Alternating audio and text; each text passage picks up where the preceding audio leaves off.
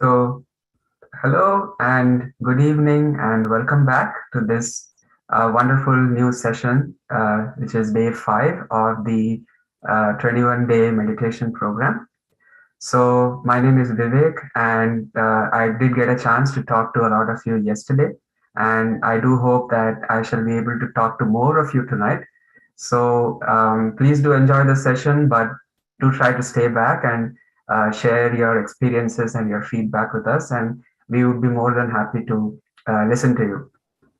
So, before we get started, I would just like to make a quick announcement that if it is your first time tonight, please open your chat and you can send a message to our admin Sudeepa, um, saying that you would like to go to a separate breakout room. And we have some people who are going to help you out there if it is your first time. But if you've been coming for a few sessions, please stay here and enjoy the show.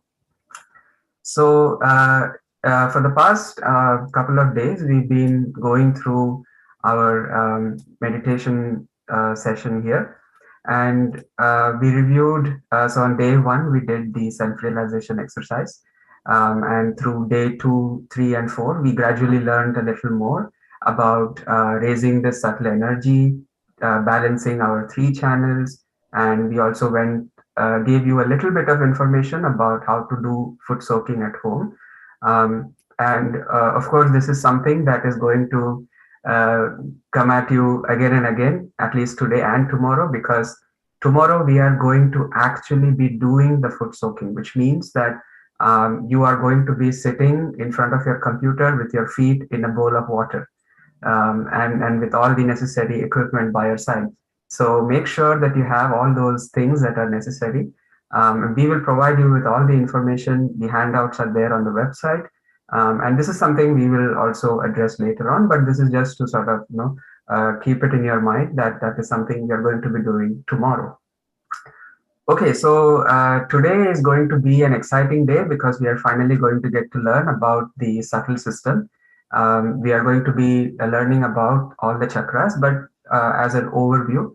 And next week we are going to be going in detail, where every day we are going to be focusing on one of these chakras. And to tell us more about these wonderful energy centers here tonight, we have two wonderful women, Romina and Heidi. So if we could talk to Romina first. So Romina, would you mind telling us a little bit about yourself? Hi, Vivek. I'm very glad to be here. Hi, everyone. Hi. So my name is Romina. I live in New Jersey. I have a husband and 2 kids. I work for the UN, and I've been practicing Sahaj since I'm 17. So it's been quite a while. Oh, wow. So you work for the UN. Can you tell us a little bit about how you balance that such a stressful job and how meditation helps you do that? Sure. I mean, the UN, I think it's quite a stressful job. Generally, you go to work and you don't get the best of news, and the UN is always dealing with a lot of struggles. So everybody knows what's happening right now with Ukraine. Yeah. I'm a firm believer that in order to achieve peace in the world, we first have to achieve peace inside of us, and in this situation that we are all experiencing, that's something that I continuously work on. Meditation is helping me to keep myself in balance, to clear my attention, and to be the best instrument that I can be in the given situation. Wow, that's so nice to hear. And I'm sure that all of us here tonight are also slowly able to integrate this meditation with our professional lives, with our domestic lives, and just have a good time. All right, so now let's move on to Heidi. Heidi is here tonight with us, and would you mind telling us a little bit about yourself, Heidi? Yes, hello. I'm Heidi, and I have been practicing Sahaja Yoga and meditating for 28 years. I started when my children were young, and they're now all grown up. So I went through a lot of phases of my life. And the most recent phase is, instead of retiring, I've started a brand new adventure. I've moved to the Catskill Mountains with my husband. Yeah. one of my children's with me too, and we are opening an art center. So Wow. this is really amazing opportunity for me. And Romina mentioned that you have to find peace inside of you, and she's working with UN, and I'm here, and I'm finding that thank goodness I have this meditation, and I'm connecting it to my art, and expressing these incredible feelings we're all having for what's going on in the world through art. So Wow, that's so nice. So we've had a couple of musicians before, but it would be really interesting during the feedback session to talk to you about your art and how Sahaja Yoga helps with expressing your creativity through that medium as well. So yeah, we're looking forward to having that conversation with you later tonight. All right, so let's go back to Romina because she is going to be taking us on the first step of this journey tonight. So Romina is going to be doing a guided meditation for us, followed by an explanation of the subtle system.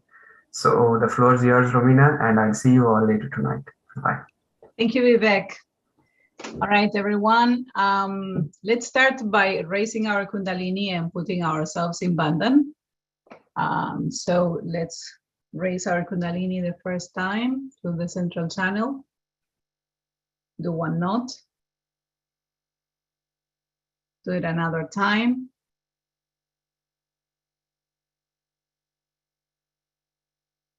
And the third time. We have 3 channels of energy, so we raise our Kundalini 3 times. The third time we do 3 knots. And then we put a bandhan, that is a protection for each of our chakras. We have 7 chakras, so we put a bandhan of protection 7 times. 3, 4, 5, 6, and 7. Now all we have to do is close our eyes and relax.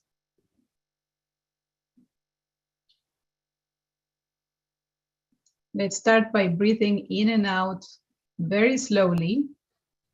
We can breathe in, hold our breath, and exhale slowly. By doing this, we bring our attention within.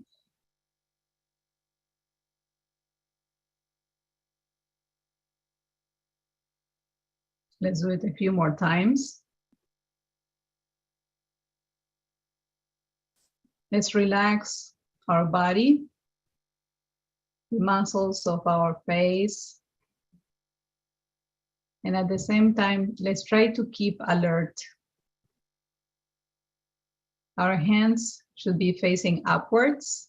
We can be resting on our lap.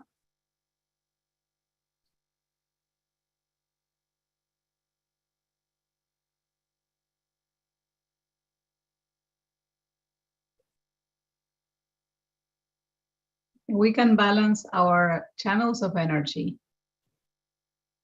First, let's start by balancing our left side. We're going to put our right hand towards the earth. If you're sitting on a chair, just place your right hand pointing the earth. If you're sitting on the floor, you can actually put your right hand on the earth.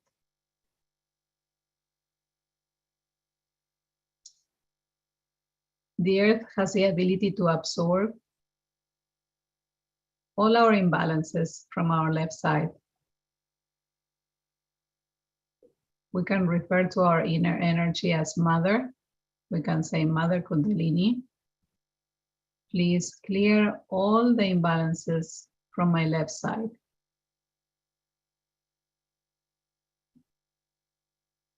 Clear any negativities that make me feel guilty, that make me think about all the things that happened in the past, all the things that make me feel lethargic.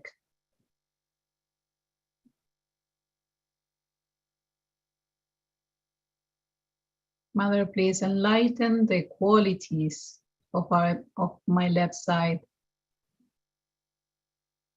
Bring joy within myself.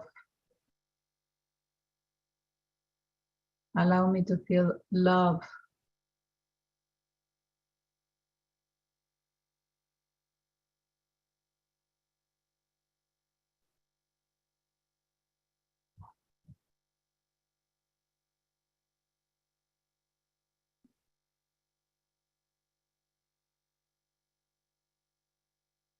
Now let's place our right hand back on our lap, facing upwards. And let's clear our right side, our right channel, by facing our left hand towards the ceiling. In this position, we are clearing our right channel with the element ether.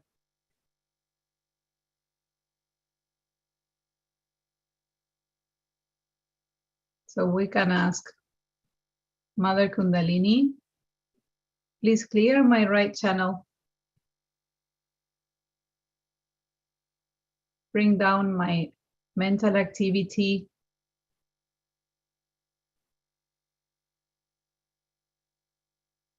Allow me to enjoy the present moment without thinking or planning things of the future.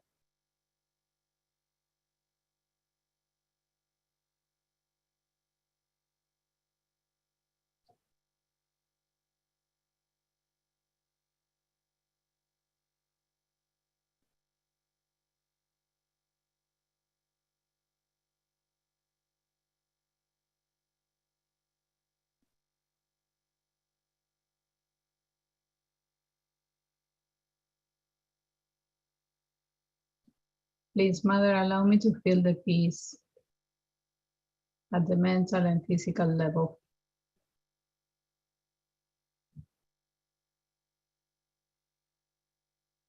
Allow me to relax.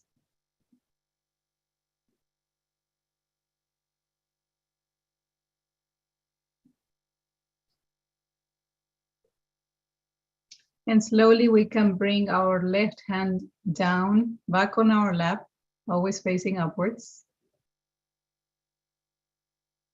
And remain with our eyes closed in silence.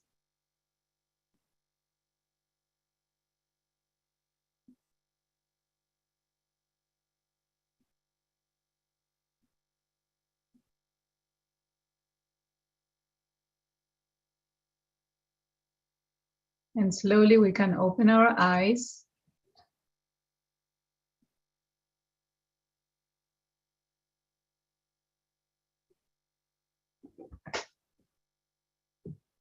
I hope you enjoyed that meditation. This is just the beginning. We're going to meditate much more. But now I would love to share with you a little bit of an overview of the chakras. So as you can see on the screen, this is a subtle system of energies. We cannot see it and we cannot touch it, but we can certainly feel it. And this is what we do when we meditate. We feel the state of our chakras, the state of our channels of energy. So there are 7 different chakras from the bottom of our spine all the way till the top of our head. As you can see, the qualities of the chakras are described. This is just one of many qualities that each chakra has, because each chakra has actually qualities on the central channel, as well as the left channel and the right channel. So no worries, we are going to explain each and every single chakra in the upcoming sessions. We're going to make special sessions for each chakra, but today is just an overview that we want to give you.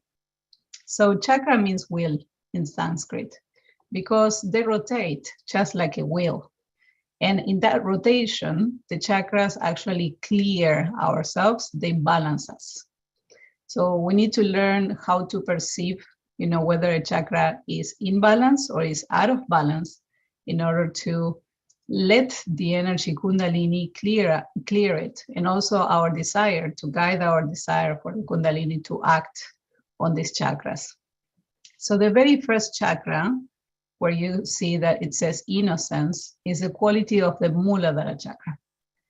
And as you can see, it's located at the bottom of the subtle system. And right above, you see that triangle where there is a curled design. That is the Kundalini energy, which resides in a dormant way until it actually awakens.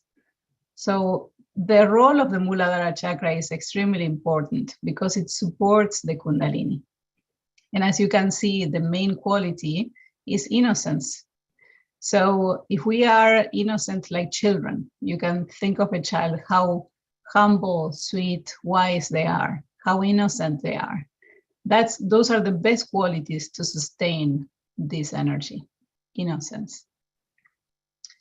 Then we move on to the second chakra, which is the Swadhisthana chakra. And the main quality is creativity. We can create good things and bad things in life. So it depends on how balanced this chakra is for us to do one or another. We can create from ideas to art, music, dance, all kinds of things, thoughts, right? But the state of our Swadhisthana chakra is the one that is going to allow us to create positive or not positive things for ourselves or the others. Our attention drives our actions.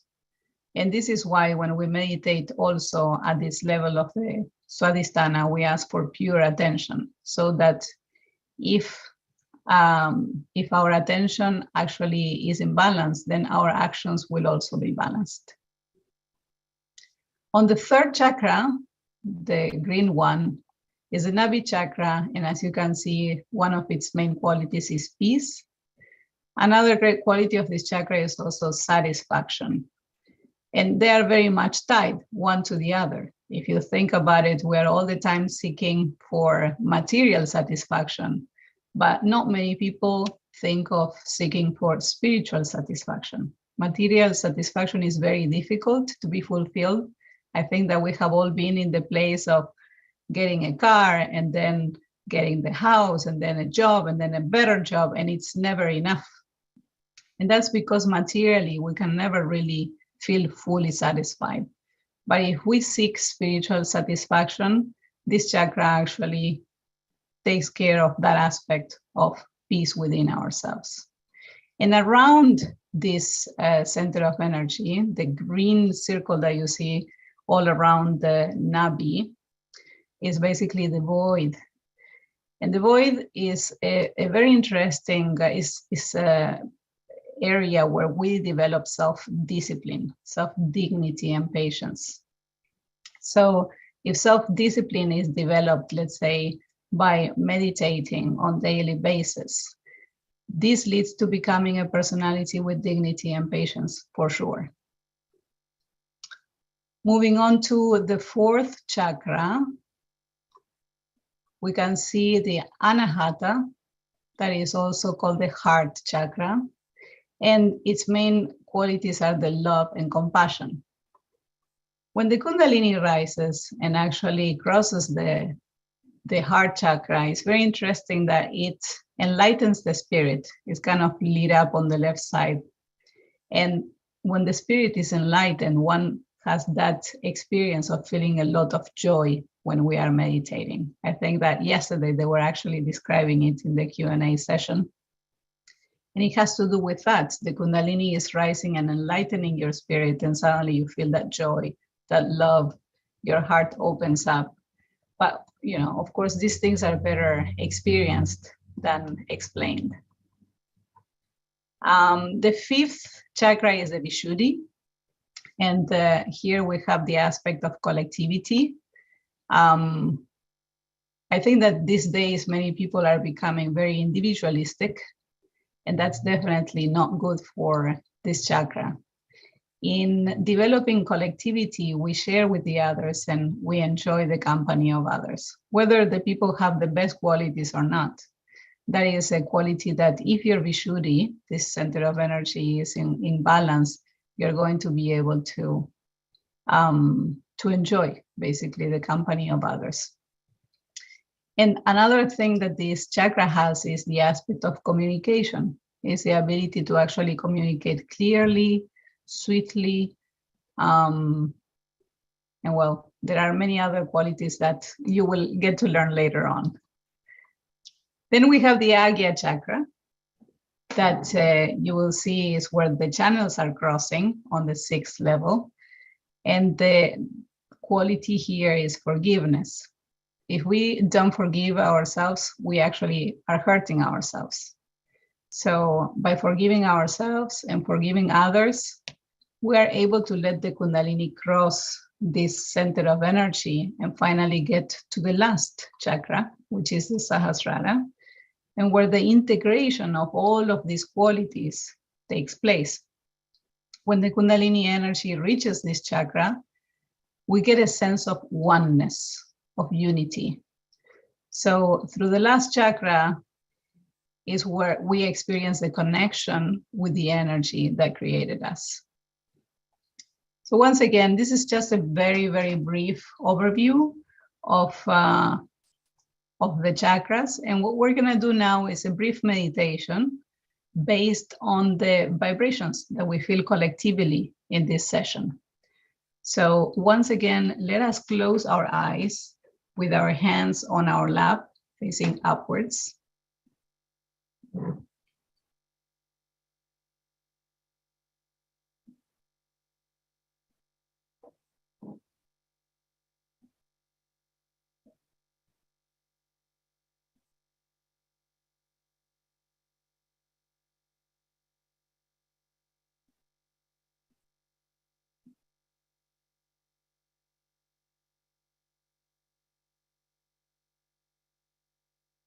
And let's start by placing our left hand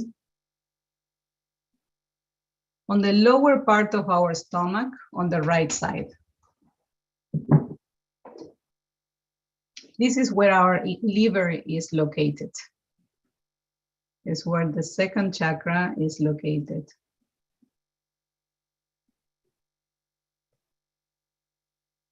So once again, we place our left hand on the lower part of our stomach on the right side. And here we pray, Mother, please give me pure attention.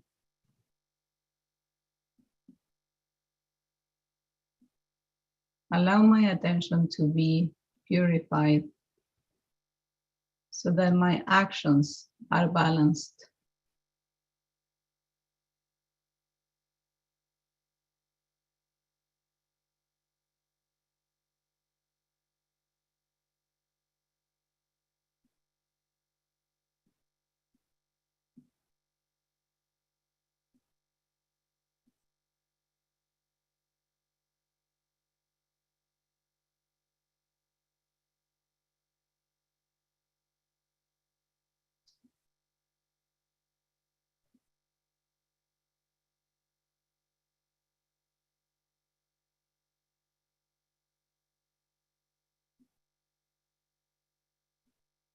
Let's bring our left hand back on our lap. Every time that our hands are extended facing upwards, we can pay attention to our fingertips and see if there is any tingling, any cool breeze or warm breeze happening on the palm of our hands or particular fingers, because the nerves on our hands and our fingertips are connected to our chakras.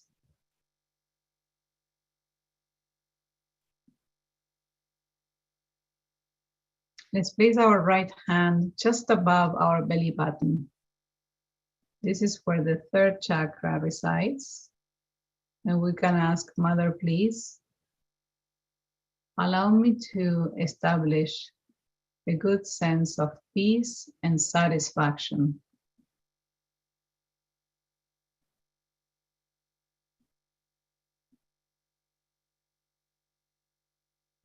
By requesting our Mother Kundalini these spiritual aspects to be awakened or balanced, she acts as per our request.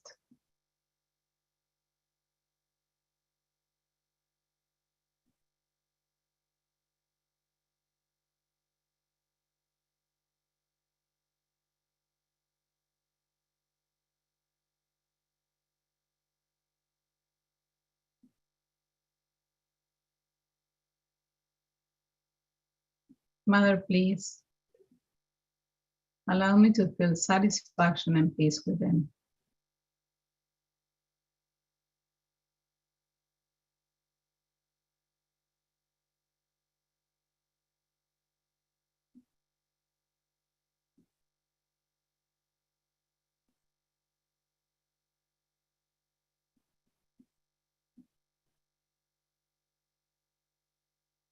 Once again, let's bring our right hand on our lap.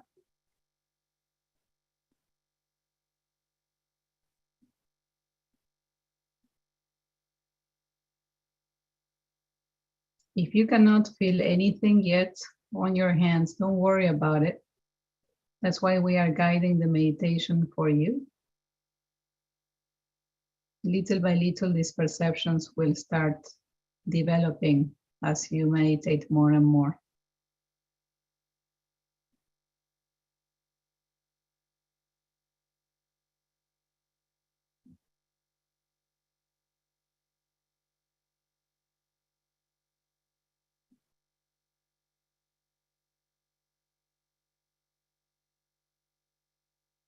Let's bring our right hand to our Vishuddhi that is located on our throat.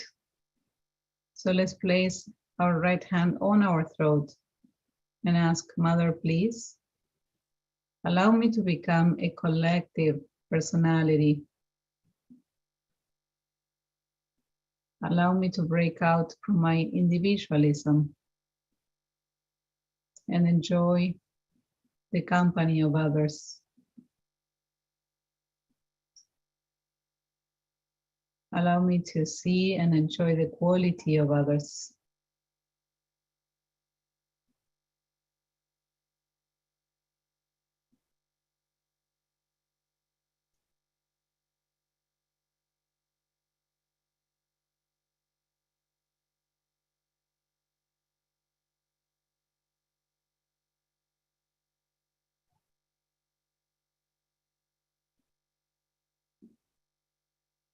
Now let's place the right hand on our forehead.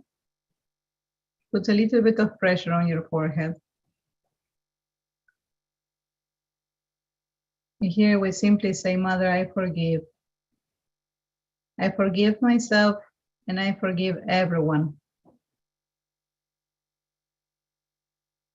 If you say this from your heart, you will feel liberated. Don't think of anything or anyone in particular. Just simply say, Mother, I forgive myself and I forgive everyone.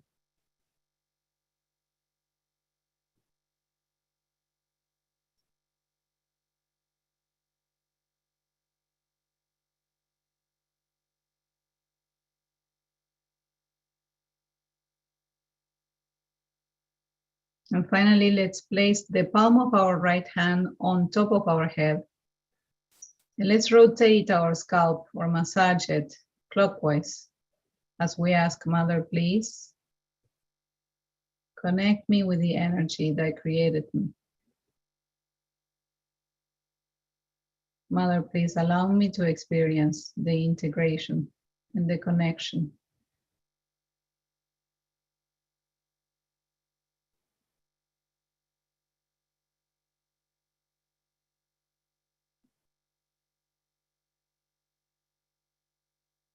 Let's bring the right hand down on our lap.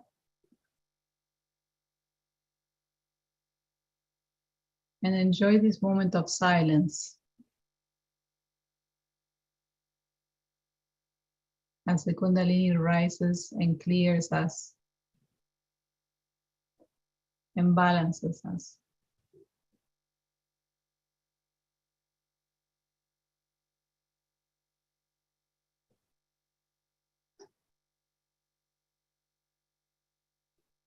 Slowly we can open our eyes.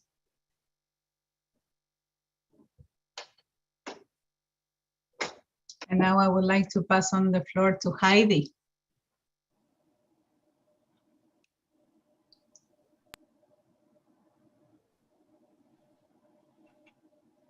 Thank you, Romina. That was beautiful. So we're all very relaxed. And we want to stay that way in a very open state, to listen to a talk by Shri Mataji, Nirmala Devi, the founder of Sahaja Yoga. It's called How to Become a Subtler Being. And as you listen, allow that subtlety within you to respond to the talk that Shri Mataji is giving. She's challenging us to go within, to not think about others, but to think about our own self, to be honest, and to ask, do I know myself? And how can I get to know myself? And it's through this silence and this going inward and this rising up of this beautiful mothering energy that we get to really be with our true selves and feel the spirit. So stay in this very peaceful state and just open yourself to it. Let the words flow over you and allow them to take you deeper into your meditation. So we can play the talk now.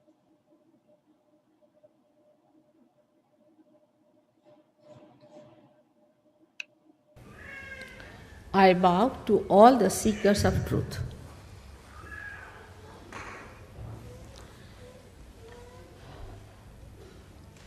When we are seeking the truth, we have to know, we have to be honest about it. Because it is benevolent for us, not for others. We are seeking the truth for ourselves, not for others. Another thing we have to remember, very humbly, that truth is what it is. We cannot change it, we cannot organize it, we cannot maneuver it. It is what has been and will be. And what is the truth? The truth is that you are the spirit. You are not this body. You are not this mind. You are not this ego. And you are not this conditioning. You are the spirit. But so far, you have been a human being. But to be a human being itself is a very great thing. It's the greatest thing to be a human being. Perhaps we have not realized the value of our life because we do not know what we are. The way we waste our time, waste our energies, waste our attention on things which are senseless, because we still have to understand the greatness of our being. Human beings are made with such care, so beautifully, such delicate working of the divine, from amoeba to this stage, passing through various stages. Such a beautiful thing has been created as a human being. But first we must have this attention to ourselves that there must be something. It cannot be a purposeless doing. It cannot be something just a chance. It's a wrong idea to play with. If the gravitational force of the earth or any one of the galaxies changes, there will be disaster, absolute disaster. So many things in the cosmos if you study. the coefficients that works out the different balancing and the different weights and the movements of the different bodies show us that there must be some purpose. And they do not trouble us.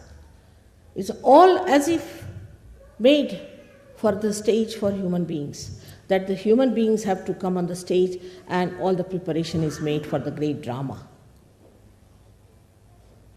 I think it's high time that great scientists should look at it and start wondering why is it the way it is made, why we are so much looked after. The whole cosmos seems to be within ourselves, as if we have buttons which move the cosmos, which control the cosmos. Everything is going on so smoothly otherwise, except when we do not try to understand ourselves. It has been said practically in all the scriptures that you have to seek yourself. You have to find yourself. Though I think many of the scriptures have been a little bit changed and have been used for certain purposes, still they could not get over this point that you have to become the self. You have to be born again. But that is not an artificial thing. We are human beings, not artificially made. We are made really by some sort of a living force from amoeba. We are not just made with some sort of a thinking or a mental projection. It is not a mental projection by which we have been human beings. It is something spontaneously happening, a living force within us which has brought us to this stage, with a purpose, with a meaning. And now, at this stage, we are free to do what we like. Many people ask me, what was the need to give this freedom to human beings? It was very necessary. If you have to have the ultimate freedom, you must know how to deal with it. You have to understand. Of course, human beings have to make mistakes. To err is human. And we have to understand that this trial and error business has made us understand. Also, those who have not understood must understand that there must be a wiser, a surer way to achieve that goal of self-realization, of self-knowledge. Self-knowledge we do not have, we must admit very humbly. We have had no system by which we could know ourselves. But think of a computer that is a human being is. As soon as you see me, you know I am there. You don't have to go for programming. You don't have to consult anything. You don't have to use any kind of computer or some sort of a complicated machinery. Automatically, spontaneously, in a split of a second, you know that I am standing before you and talking to you. Such a computer we cannot create. But the divine has created such a great computer, and that is the human being. And this human being is the only one who is going to achieve that higher state which we call as the spiritual state of the self. Because in the science, they deal with the tree, I should say the outside, but they cannot go into the roots. To go into the roots, you have to become a subtler being. Unless and until you become a subtler being, you cannot go into your roots to find out what are your roots are. And that is what is self-realization. When you become subtler, then only you can go into your being and can find out what actually you are. Also, to look after a tree which has not known its roots is a very difficult thing. What happens is that when you do not know your roots and you start growing and growing and growing. You go very deep down into that where you find that you have lost your way. Actually, you are not going deeper. You are spreading outside more and more. And then once you start going to extremes because of your freedom, you lose your way. That's how today everybody is saying a shock is going to come. We are all going to face a shock. This is going to happen, that is going to happen. But actually it is absolutely in your hands because the whole of the cosmos is within you. The cosmos is working under your control, complete. It is absolutely looking after you. Every element is looking after you to preserve you, to guide you, to take you to the right thinking. But in your freedom, you have to achieve that. This is a very big condition, and there where we feel to understand. Even there are many who say there is nothing like divine.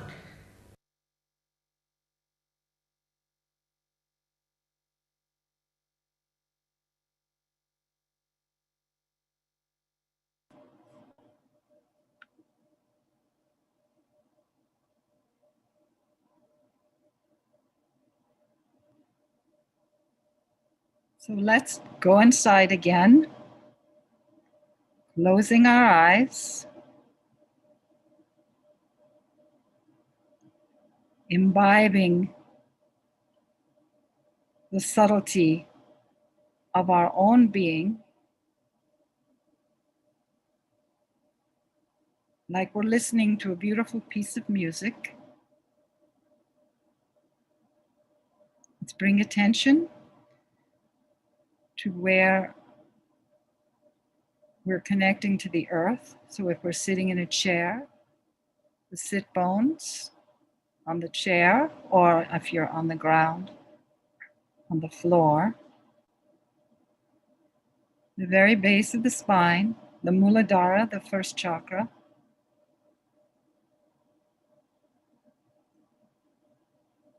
and just become aware of how the Mother Earth is sustaining and holding us up.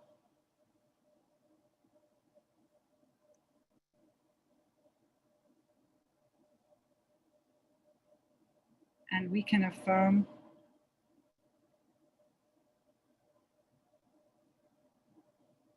with gratitude, I am innocent.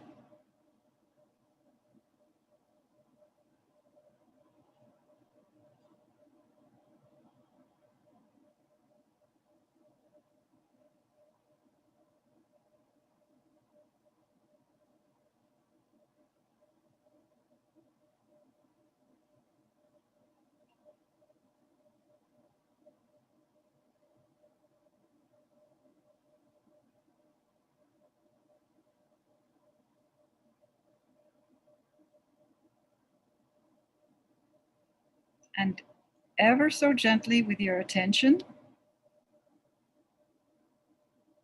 draw it up the spine to the top of your head.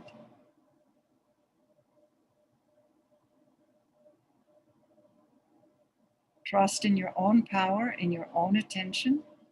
Take responsibility. Don't work too hard. Don't work at all. Let the breath be very deep.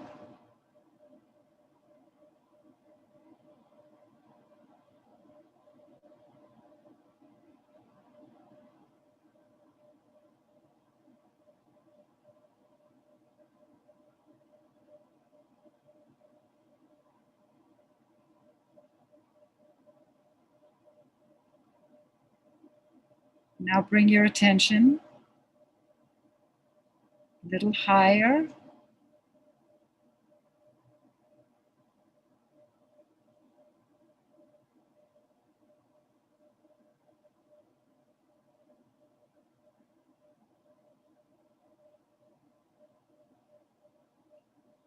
Bring it to the belly and just relax the belly.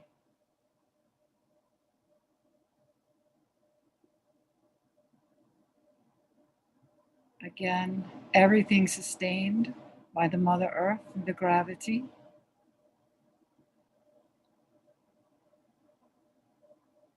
Relax the belly, breathe into the belly, and affirm, I am satisfied in my spirit.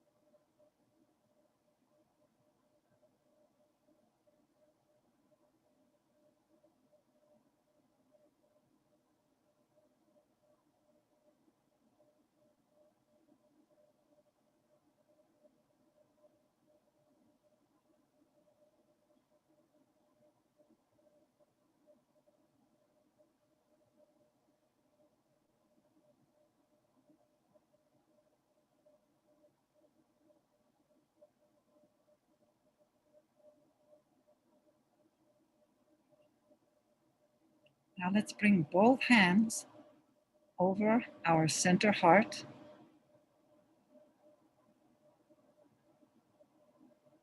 And press there, gently but firmly.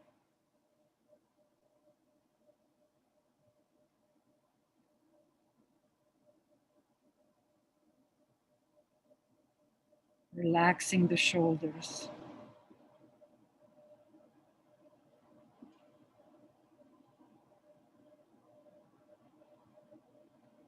With your attention, and maybe just a little with your hands, lift the heart from within.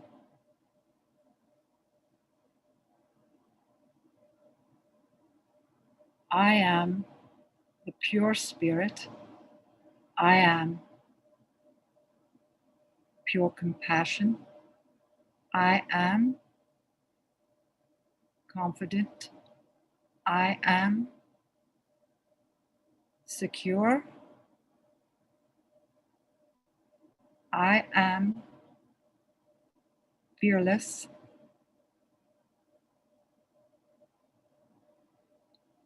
And very gently pressing, relaxing, and surrendering. I am love.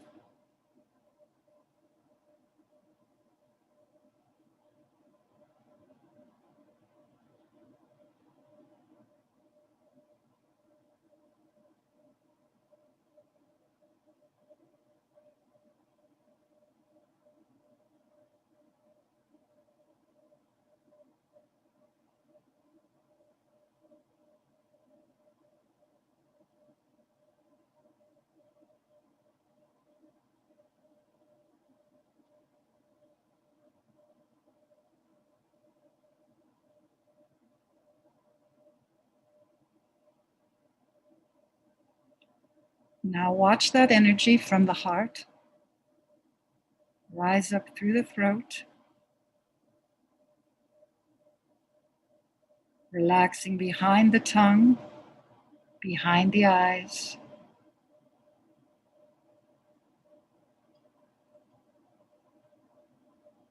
And watch that love from within pierce through the top of the head. And that subtle divinity within, uniting there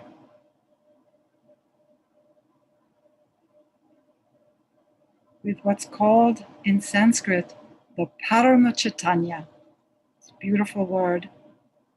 The all-pervading power of divine love. So watch the energy rise from your own heart to the top of your head.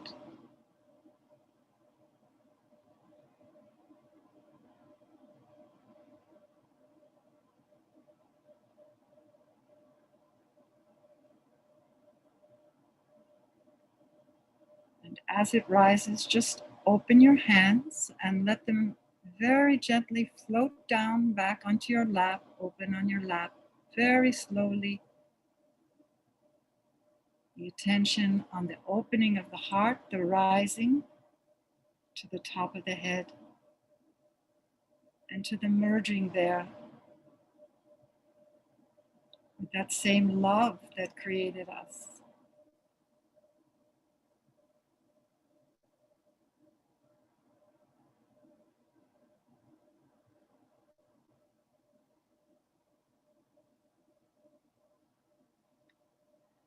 Should be absolutely relaxed. This is absolutely effortless. And if you have any thoughts, just say, I forgive. And keep bringing your attention inward to your hands, the sensations on your hands, your breath, so easy, the heart lifting, and the fountain that's pouring out the top of your head.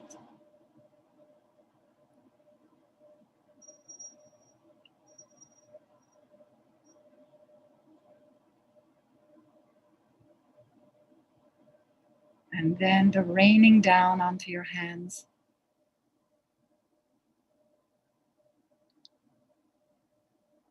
Of the Paramachatanya.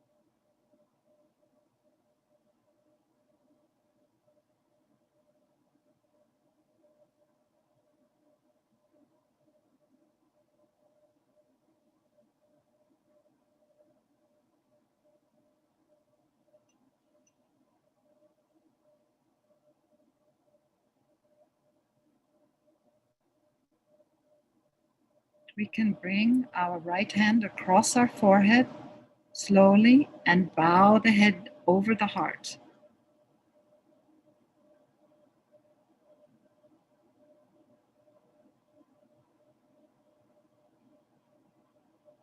Softening everything, the shoulders, softening into the heart.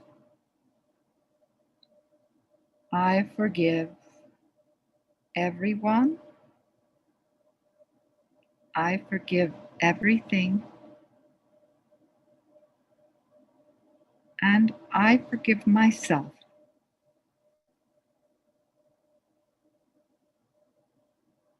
Slowly release the hand and bring it to the very top of the head. Press there and raise up the head from the heart. And as you do that, raise the palm a few inches above the head. And where your palm is, bring your attention there. And steady it there. And let everything else go.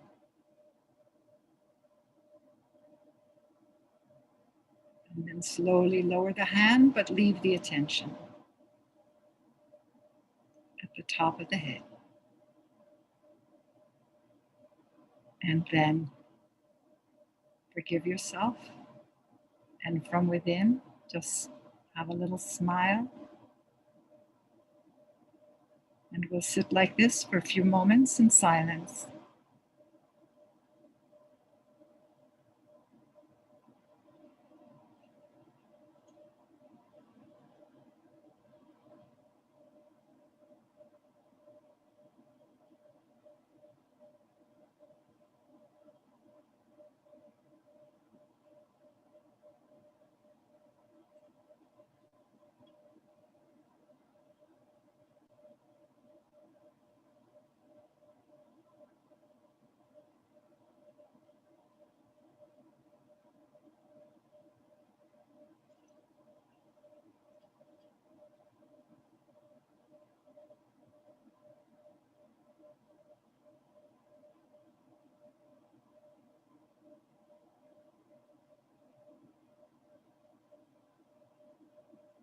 Now gently stay in meditation and gently open your eyes and see how relaxed you can be with your eyes open. You're still in meditation. And you're aware of your subtle being. How joy-giving to just be here.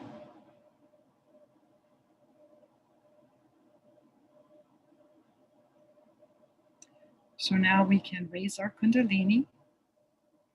And so just to note, this is all you have to do when you meditate at home. Is just bring your attention where you have it now at the top of your head and allow it to do everything. All the living work. So your attention is very powerful. You're just bringing it there every day and exercising your ability to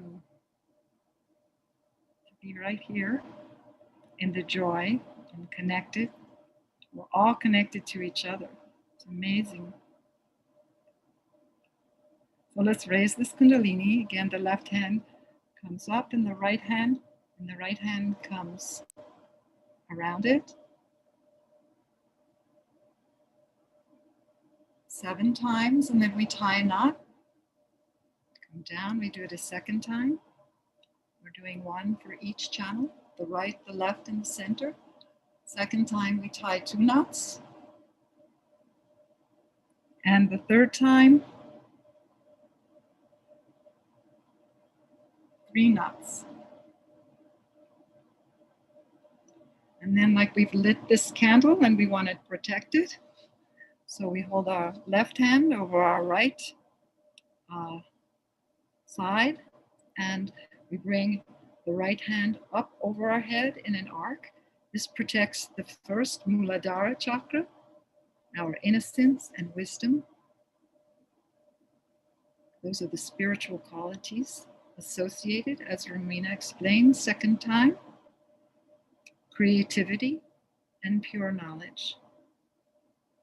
Third time, satisfaction, peace. Fourth time, love, compassion, security, confidence. Fifth time, level of the throat, Vishuddhi chakra, collectivity, and our ability to witness the drama. Sixth time, between the eyebrows, the Agya chakra, and forgiveness, another great power we have. And 7th, for our top chakra, the Sahasrara, that integrates all of these beautiful qualities within us, makes us truly human, and brings us to a higher level of consciousness. So that is our meditation. And now we have a beautiful gift for you, which is a music program. Very short, enjoy, and just stay in that open state while we listen.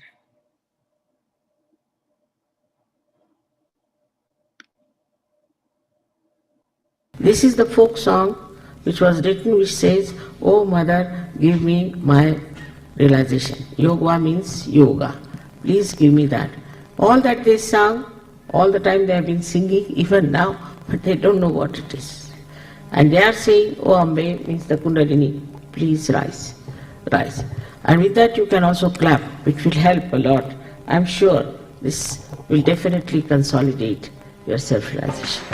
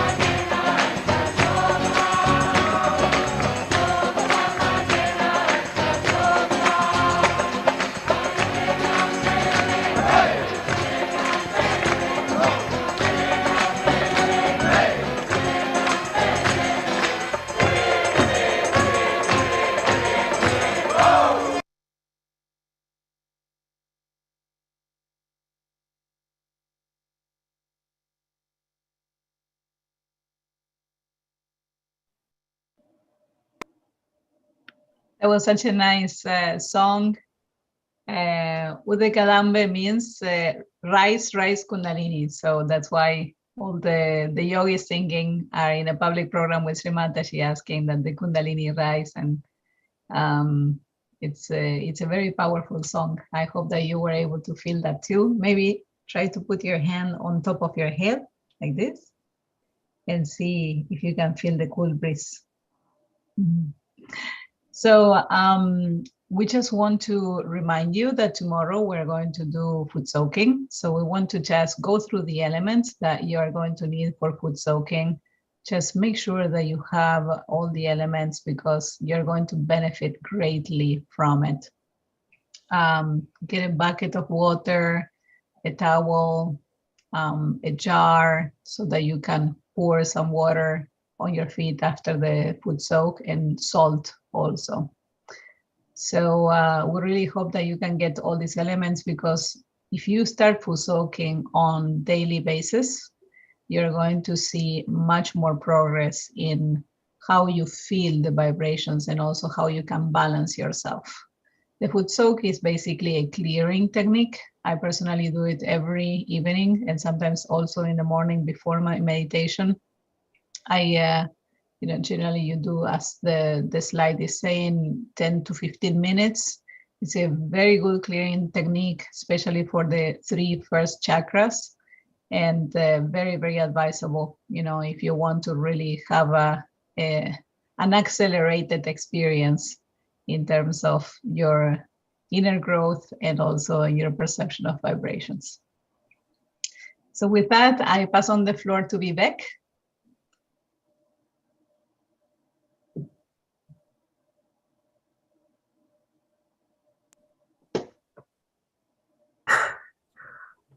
So yeah, sorry for that little delay. My camera tonight has been behaving very strangely. So you might see me suddenly flashing on and off. Don't worry, it's just the camera. There's nothing else going on with me. All right. So thank you very much to Romina and to Heidi for doing such a wonderful session tonight for all of us. There was definitely a point in the meditation where I just didn't want to open my eyes, but duty calls, as they say, and you have to do your job. So I'm here doing my job and enjoying it. And okay, so let's review the materials website. So this is usually something we do every day. If you could pull that slide up with which has the website and the WhatsApp group link. Again, I'm sure most of you on this call have seen this over the past few days, but we just would like to iterate on it for a few times. So both the website and the WhatsApp group link will be put in the chat, and you can obviously access them through the chat. And so let us quickly go over to the website itself. And if we could scroll down and go to where the sessions are. Yeah. So session 1 has, again, day 1 through day 9. So if you click on the left, the plus sign there, you can expand this tab, and then we have for information for all days. So if you click on the plus sign beside day 1, you have it's a review of what we did that day, and so those are the steps for self-realization. And by the way, you can, if you would like to share this information with your colleagues, with your friends, you can send them this handout, and they can benefit from it too. So to collapse this tab, you click on the minus sign there. And okay, so let's look at day 2, where we just went over sort of revision of the self-realization process, and then we learned how to do the bandhan. If you're still confused, if you still don't know which hand goes around which one, please do refer to this handout. It's very helpful. So if you could collapse this tab and go to day 3, and that's when we looked at the balancing of the 3 channels within, and you also have the foot soaking handouts here for day 3. So, and we will also send the PDF to you on the WhatsApp group, but you can also download it from here. So if you look at we won't show the PDF right now, but in the foot soaking step-by-step document, you have all the information on what you need for tomorrow. So please do have a look at it either tonight or tomorrow morning, so you have enough time to get the stuff that's needed if you really have to get it. All right, so let's move on to day 4, where you have the meditating at home handout. Again, there were a few questions on what you should do to meditate at home. We don't again have to do all the affirmations and everything. It's very easy. It's an easy process to meditate at home, and you can just go through this handout and it explains everything. And so that is day 4, which was yesterday. Obviously, we also looked at the energy channels in the subtle system. So if you could go to day 5, it covers what we did today, which is the overview of the subtle system, and we have a handy handout on the day 5 tab, which has the subtle system chart, and we will be coming back to this chart again and again and again. So if you have it handy on you, the good thing about this chart is that it is color coded. So because the fingers correspond to certain chakras in our system, and the color on the finger indicates the color of that chakra. So if you take some time and have a look at it and try to correlate what you've been feeling and what chakra it is indicating and what qualities it indicates, you will gradually develop a better understanding of these terms. Okay, so that concludes the review for tonight. Let us now look at what we are going to be doing tomorrow. So day 6. So day 6, if you could get the slide on screen. Yeah, thank you. So let's see. Oh yeah, obviously we've been telling you this again and again. Foot soaking. Yes, we are going to be foot soaking tomorrow. if that wasn't another necessary reminder. And it's really recommended. It's a very important technique that we practice. As Romina said, that if you do it every day, it certainly enhances your sensitivity to the vibrations, clears you out, and especially at the end of a long day, a stressful day, it's a good feeling to just put your feet in water, and it has the benefit of actually clearing out the subtle energy centers. So that is something we will try tomorrow. Okay, so with that, we will now move on to the feedback session, which is equally important because we would like really to interact with you, to listen to your experiences, what you felt today, what questions you have, any comments you have, and so on and so forth. So before we get started with that, quick announcement for our Spanish-speaking audience tonight. If you would like to be helped by a Spanish-speaking meditator, please put a message in the chat, and then our fantastic tech team will do its magic and put you in a breakout room with someone who speaks Spanish. And if you would like to meditate, or if you would like to discuss things with a smaller group of people, even if you don't speak Spanish, you can also put that in the chat, that I want to go to a small breakout room, and just put English beside it, and then someone will send you to a breakout room which has a smaller audience. So it's a more private conversation, and you can be more focused on you. Whereas for the live one, we have to focus on everyone. So you will get time, obviously, but we will have to keep moving on. So either way, all of us are really looking forward to hearing from you. So if with that, we'll start the Q&A, or rather the feedback session, which it's better to call it the feedback session. So we have our fantastic leads tonight, Romina and Heidi, who are going to be in the spotlight. And if we do have Rahul Kumar, I believe, if he is here, oh yeah, there he is. He is another one of our resident experts. So that's someone you get to talk to tonight as well. So maybe before we begin, Rahul, if you could give us a short intro to yourself, that would be really nice. Yeah, sure. Thank you, Vivek. My name is Rahul Kumar. I live in Indianapolis, Indiana. I've been meditating for last 16, 17 years and have been on the spiritual journey of finding my inner self from quite early, from childhood time. So now that I feel this love brimming in my heart, I feel that we all feel that we have to share with all of you and help you all to feel that same love and joy in your hearts. Thank you. Yeah, that's so nice. All right, so we have a few hands raised. That's good. That's a good sign. So we have Surbhi first. So Surbhi, if you could put on your video and let us know about your experiences or questions, I'm more than happy to answer.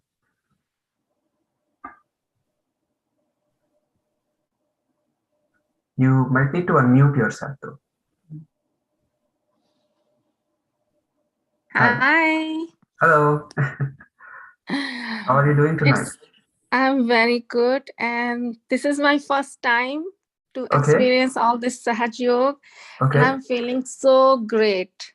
Oh, that's wonderful. That's so nice. Wonderful. Actually, my mom, she Yeah. is in the Sahaja Yoga from probably like 24 years last. Wow. And that's how I attract, and I saw her. And I've been attracted to this, and suddenly I saw this like your ad on Facebook, and I registered myself. I'm so grateful for that. I did that. Oh, that's so nice. I think your mom will be the happiest. She's so happy. Because she used to teach me all those techniques, but I never got really what it is like. I see. And now it's very helpful, and you guys are explaining so nicely, and I'm getting it. And every night I look forward to do that. Wow, and we look forward to having you too here. Thank you. That's Thank wonderful. you. So, because this was day 5, if you would really like to, sort of catch up with what's been happening for the past 4 days, you can ask for a breakout room. Maybe our tech team could put Surbi in a breakout room with another meditator, and then, they can sort of guide her. Actually, I'm here for the last 5 days, so I You attend are? every session. Okay. Yeah. So, okay. Sorry. Then I was right. It's not my first day. I attend all 5 sessions. Oh, yes. That's okay. Great. Right. All right. So let's move on to. Thank you so much. Thank you for sharing. Yeah. Thank you. So Seth from Wyoming is here for day 5. Seth, you have some music related questions for us? I really wanted to have those today, but we have an artist and we have someone from the UN, so I get to do new kind of questions. Oh, you do, of course. And I actually have a question for each of them. So first, Heidi, I really want to know, when it comes to art, do you find that a certain chakra besides the second one bleeds into your art, like maybe a heart-based chakra painting or anything like that? Oh, what a great question.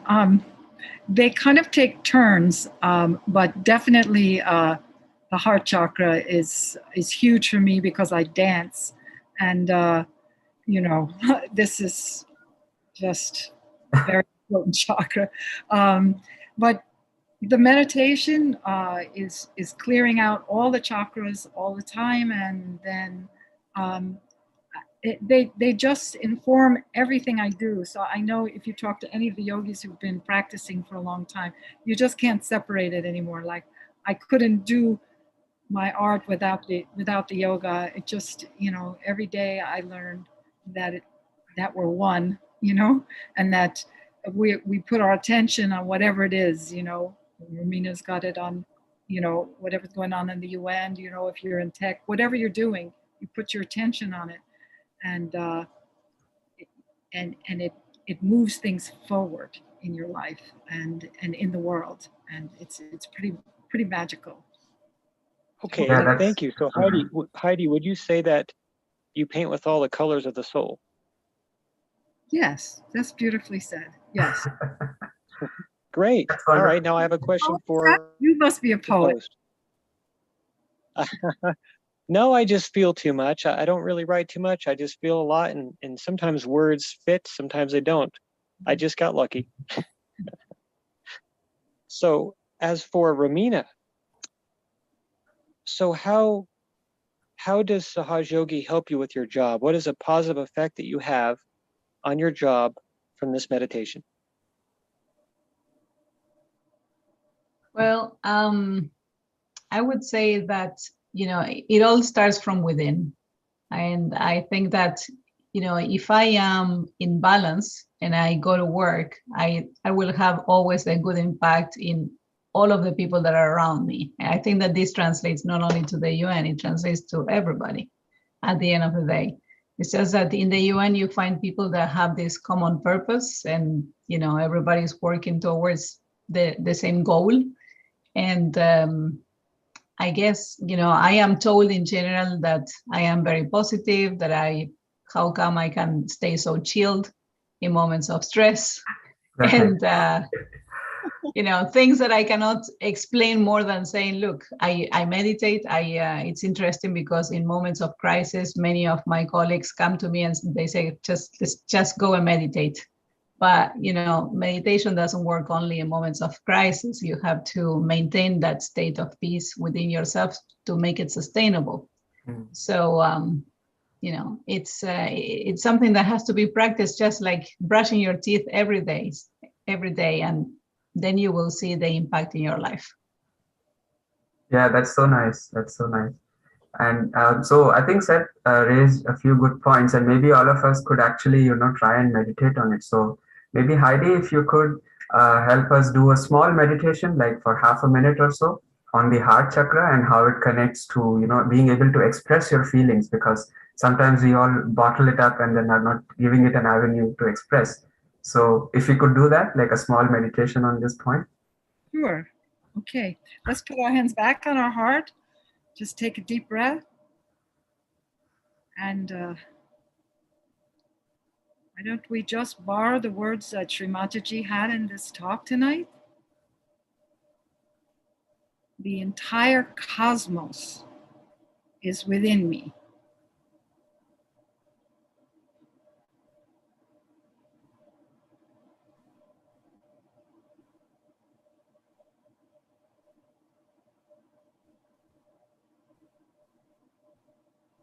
So just feel all the creative possibilities, because it's all there inside.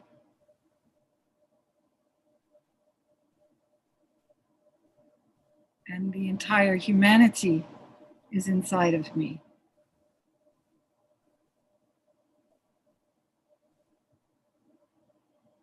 I am so beautifully made to be able to feel this. Thank you.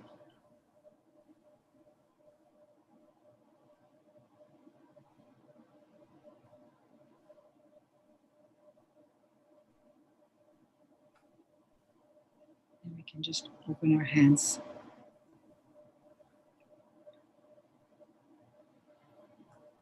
Thank you so much, Heidi, for that short but sweet, very sweet meditation.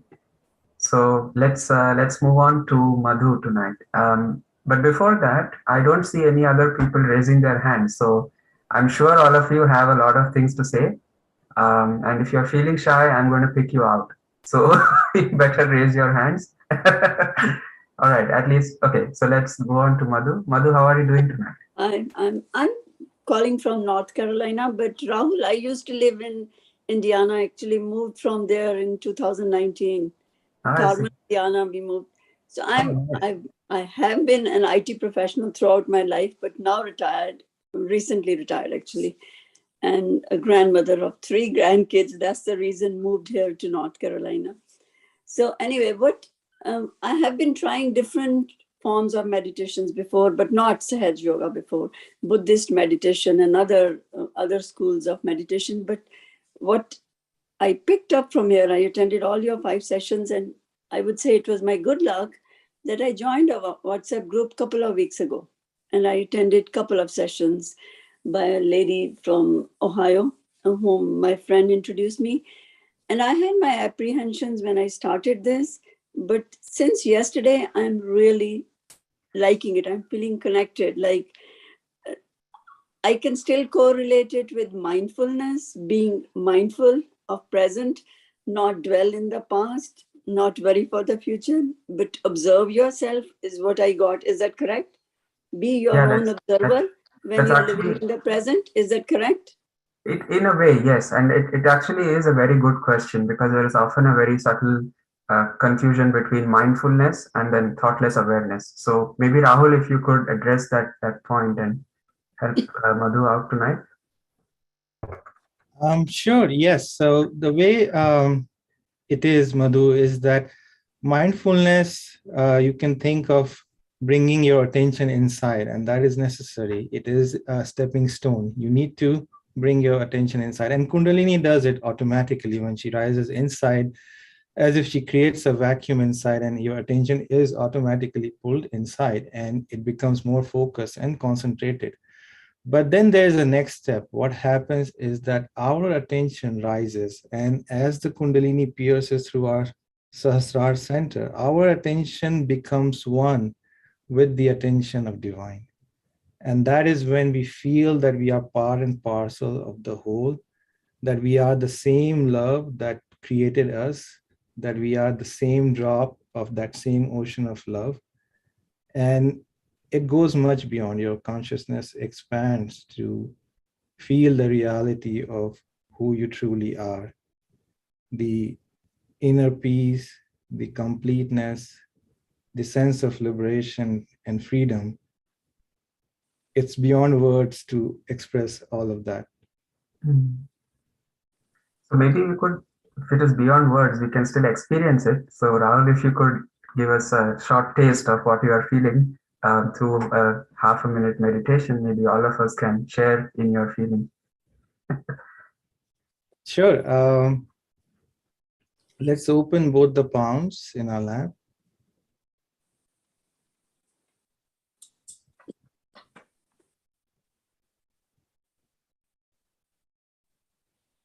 Let's take our right palm and just place it on our heart.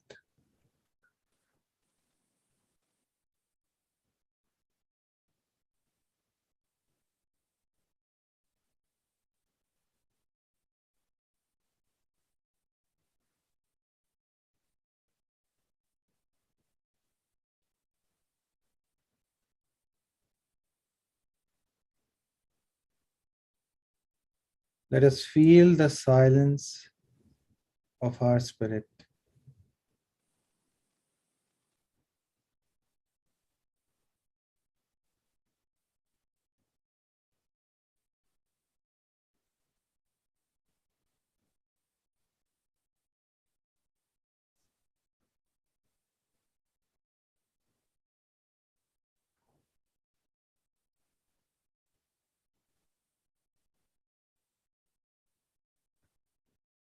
I am not this mind,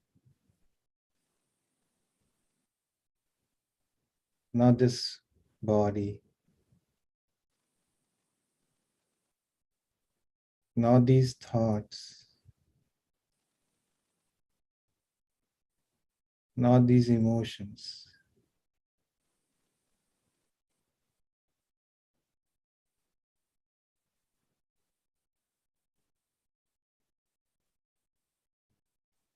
I am that pure, eternal spirit, which is limitless love.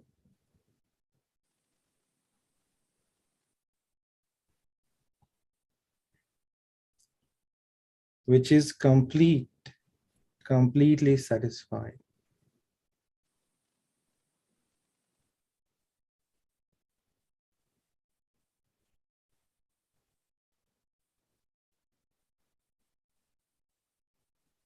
I am the joy of that completeness.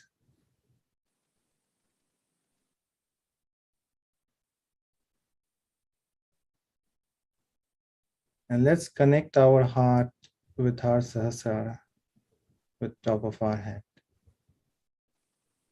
and just feel that oneness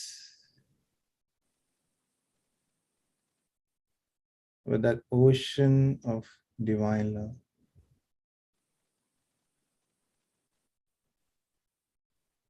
I am that ocean of divine love on which the waves of bliss rise and fall spontaneously.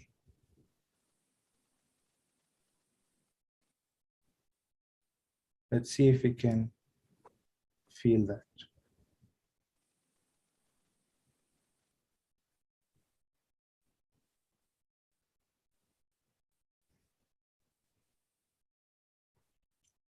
And we bring both the palms back to our lap. And slowly open our eyes.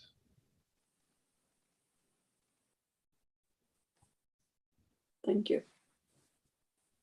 Wow, that was profound. It sometimes meditation takes you to a point where you don't want to speak, but you have to force yourself. So that's what I'm trying to do right now. And and I think I have to force some other people to speak also. So I am going to just randomly go around my screen and pick someone up. So I see Victoria. Victoria has been coming for the past 4 days and has some very wonderful things to share every time. So what do you say tonight, Victoria? Well, today I had my first, I think, coherent attempt at doing the meditation on my own. That's good. That's good. How did it go? It was very deep and very intense in some ways at first, and then I came into a calm place. But I wanted to ask a question. Since I started doing Kundalini yoga from like 2003 to 2005, and one of the things that would happen spontaneously at times is that sometimes in the practice and sometimes on my own at home, when I would go through experiences of some kind of opening in a chakra or opening in an awareness, I would have a bodily reaction where I'm very wet and teary, so I might cry or get teary, but then the tears would go into laughter, and then they would go alternating back and forth between laughter and sort of crying, and then go into like a spontaneous breath of fire very fast. And then sort of I would feel sort of recalibrated after that. Yeah. And during the meditation today, that's what happened. I just started laughing and then crying and then laughing, and tears and heat came up, and then it would cool, and then heat would come up when I would do the breath of fire, and then I would sort of rest and it would cool, and then I would laugh and cry, and it would cycle through that. Then I would go in, and then finally things settled and I went into a calm place. And for me, that's just something that has happened with me, and I figured it was weird and particular to me. But I wondered if that's anything that any of you have ever encountered, and if you might have a better way to understand it than what I've put to it myself. Sure. So I will refer to Romina because she's one of our experts here. Hi, Victoria. Very nice to meet you. So good to see you and meet you too. So I can totally relate to what you are saying, because you are swinging basically from the left side to the right and the right to the left. This is what happens when you describe that you are going from an emotional state of crying, or I don't know if you feel sad when you're teary, and then you go into a happy mode, and this swinging is basically the perfect representation of going from the left to the right and from the right to the left. So the Kundalini rises through the central channel, and this is what we need to aim at, at trying to be in the present. So your left channel, think of it as the past, and the right channel of like the future. So, and the same thing goes from emotions to actions. And what happens is that when we are swinging from one channel to the other, we are not really in the center. And it happens to me, to tell you the truth, a lot, because you see, I wake up in the morning and I'm fully charged. I go to work. I use all my energy at work. And then when I come back home, I'm deflated. And I just go, from total action mode into very tired mode, right? So this is why I said before, I Footsoak every day, and that really helps me balance myself. We also have different other techniques that we can use in order to balance when we are more on the right side or more on the left side. So eventually we can even do workshops and see exactly, which are the areas that you need to work on. But don't worry about it. What matters is that you, by meditating only, you're letting your Kundalini go through your central channel, go through all of the chakras and clear you. So just continue meditating and do try your best to get all the elements for tomorrow's Footsoak, because this technique is really going to help you. Okay, that sounds good. I just will mention, usually, I don't think most of the crying usually is, I always start with just this overflow of love, and that's the tears. It's never sad. But sometimes the sobbing will come and it doesn't feel like crying. It just feels like a release.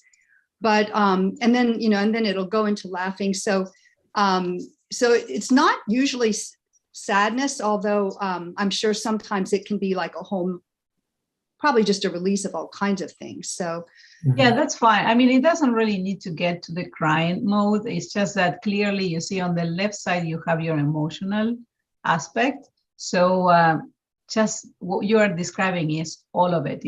Sometimes, of course, some people are just so on the left side that they can even go into the very extreme, which is depression, but that doesn't mean that a person that is on the left side is always depressed. That's not the case. Everybody has different variations of aspects of the left side.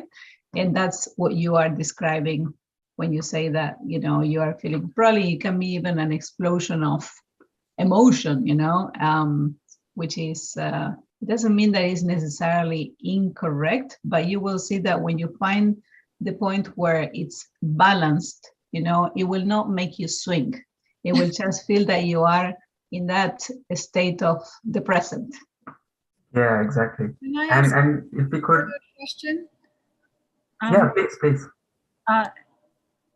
Did you have moments where you weren't thinking at all? I'm not thinking through any of it.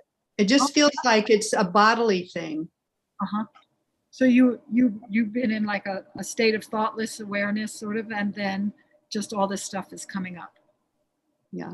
Yeah. So as Romina said, that's like just working. It's just working out.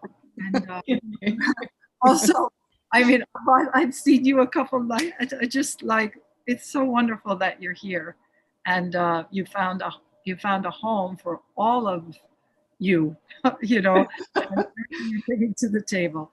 It's so wonderful to be here and to see all the mirrors of all of you in love. So thank you so much, all of you, all the participants and all of the beautiful teachers. Thank you so much.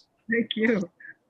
Yeah, thank you. So, Romina, if you could do a meditation on the central channel, because it looks like we need to focus a bit more on getting in the center and not, like, as you said, swinging. So maybe can we do that for like half a minute? So let's close our eyes.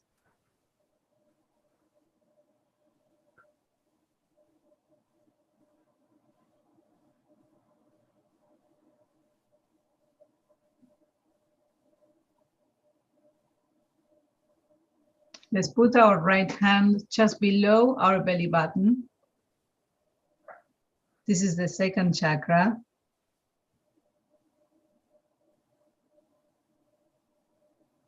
Where the creativity takes place. We can ask Mother Kundalini, please allow me to create positive things.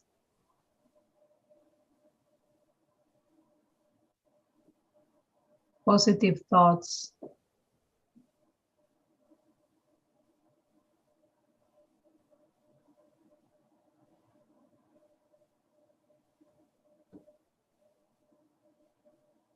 we can express our creativity through music or dance or any form of art as well. And this is where the ideas are created as well.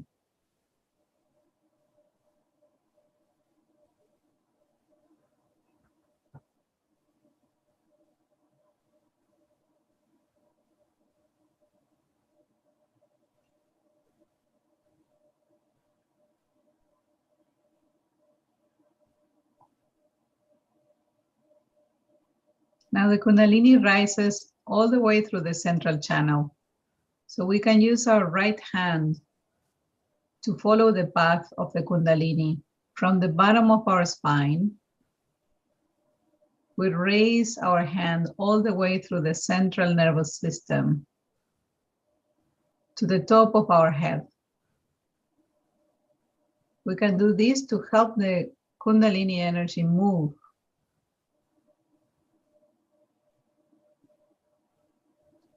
With our right hand, we have the ability to move energy. So we can do it 3 times from the bottom of our spine all the way to the top of our head.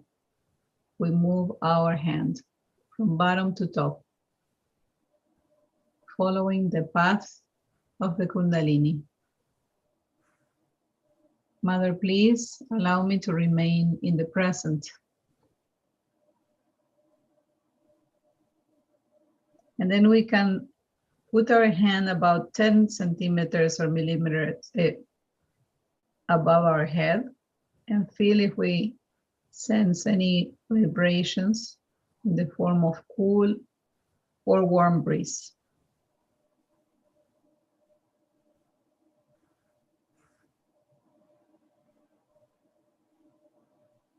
Then we can try the same thing with the left hand, seeing if we can perceive this breeze coming out of our head.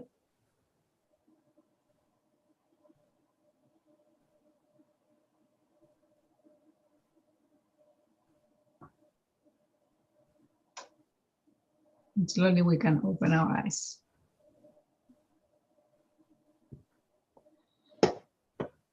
So Victoria, could you feel the cool breeze coming from your head this time?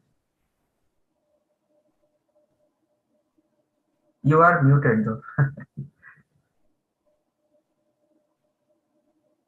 Oh, Victoria, you're still muted. There we go. Okay. Yes, I could feel it in both hands. Wonderful, wonderful. Very lovely. That's the sign. That's the balance. That's amazing. I mean, you being so new and meditating, the fact that you can already perceive vibrations it's a blessing. It really that does not happen to everybody. Thank you. It really is a blessing. It just feels so opening in my whole heart, and yeah, it's I look forward to being able to do it every day now. So this is very different for me. I don't usually find meditative things very helpful because my heart opens, but my head stays sometimes too busy. So this is good. Thank you. Thank you. Thank you so much, Victoria. So Seth from Wyoming has another question for us. Seth, what do you say? Hey, thank you for giving me another chance. I never shared one of my experiences, and what Victoria said kind of struck a chord with me because in the beginning, I had a similar experience where I would break down heavily, especially while working on certain parts like the 6th chakra, because of all the guilt and lack of forgiveness. But what happened is as I cleared everything out and got to where Victoria is now, which, by the way, congratulations, Victoria, for reaching that stage, but you become reflective and you realize that you've been repressing and that there's been an absence of divinity and that you're used to being on a raft in the ocean, handling everything yourself. And when you have that gratitude, when you actually put that hand out above the head and extend yourself and become part of the whole, then you find a sort of salvation that makes you realize how much you didn't have and now you do have. And that's it. Congratulations, Victoria. So nice, Seth. I think we need to look out for your poetry books from now on. Really? That's so wonderful, so wonderful. Very profound and very poetically expressed. All right, so let us ask some people who I've been seeing for the past few days. So Gary or Jerry, please let me know how you pronounce your name, but Gary H. Can you speak up and let us know about your experience tonight? Yeah, it's Jerry. Jerry, okay, so sorry about that. That's all right. I just wanted to let you know. Yeah, tonight was different. It seems like I've had more body sensations on prior days, like sort of vibrations in my fingertips and things like that. That I didn't notice that tonight, but I did notice it was very calm, and I was had a little more trouble maybe getting my thoughts to kind of float away today. But the one thing that was different tonight is that when I was visualizing the top of my head, is that I noticed that I felt like an extension from the top of my head. I don't know how else to explain it. It wasn't like that picture that you guys have. It wasn't really big, but it was like, oh, it's a couple inches off the top of my head. So that was different.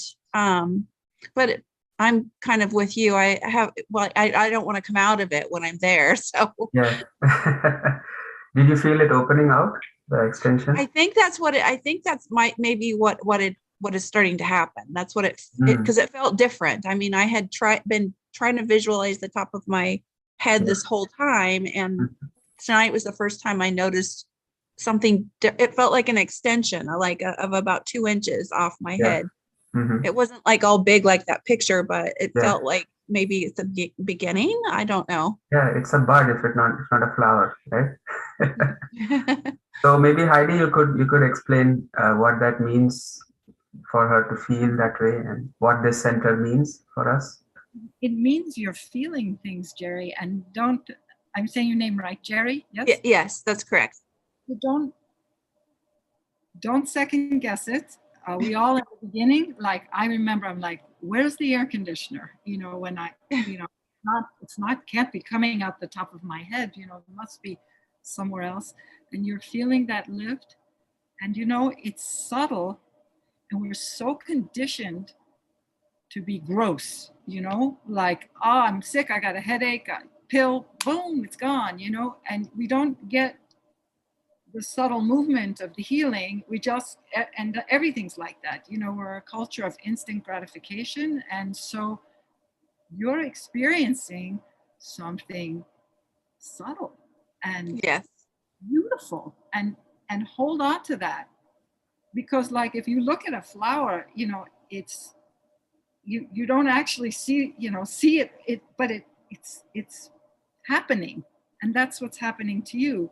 This is opening out, and it's your first, it's like you're a newborn. You're like, oh, what is that?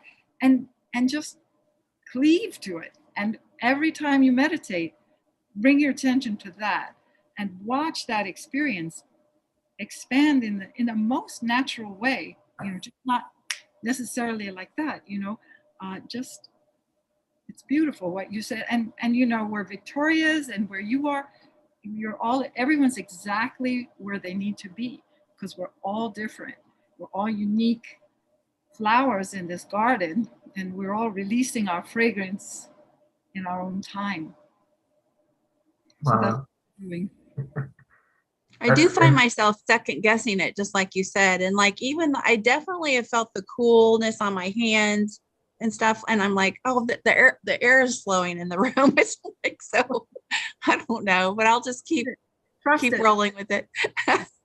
Yeah, so maybe Heidi, if you could do a meditation for this center, because we haven't really done one for the top one, right? We focused on all the other ones, so maybe we could do that for half a minute. They're amazing. You're making us do these series of instant meditation. They're so powerful. I've never done. Yeah, and that's the purpose behind it. All right, so let's just place our hand at the top of our head, and so we're going to breathe. Close our eyes. Breathe all the way down to the earth. So again, we use that earth element. It's grounding us, and it's the support of our Muladhara, of our innocence, and all our qualities are launched from there, and they rise up to the top of the head. Lift through your heart and let the heart inform the brain. And in this yoga, we see the seat of the heart is in the brain. So imagine this, you don't have to imagine, just look there for the seat of your heart in your brain at the top of your head.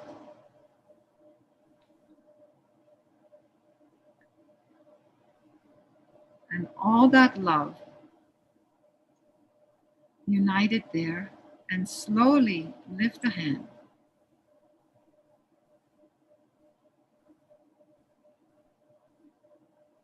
And ask,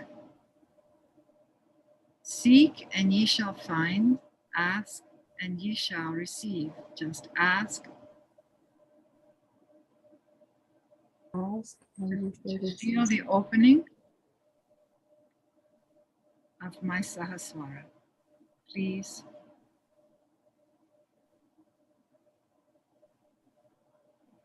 Deepen my self-realization.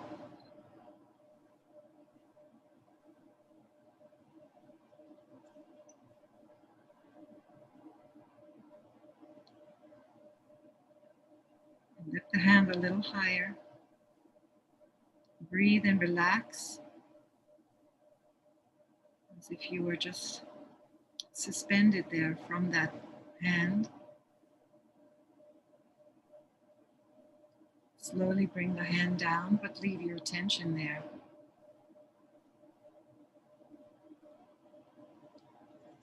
And so important to do absolutely nothing, but just watch.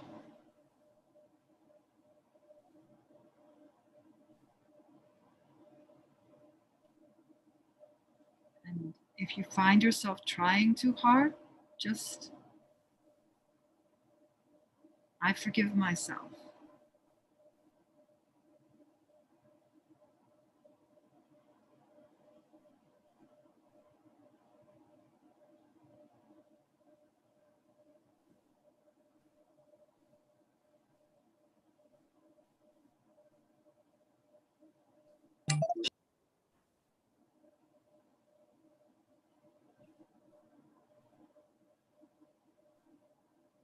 And so if you have a little taste of the opening, just stay with it and see where it goes.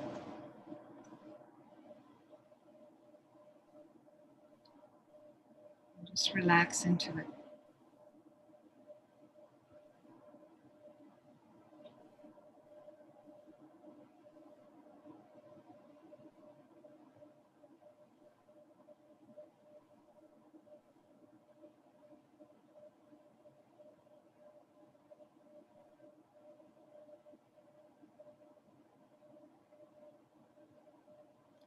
And slowly open your eyes.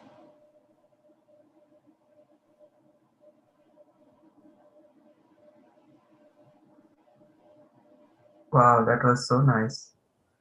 Jerry, did you now feel the cool breeze coming out?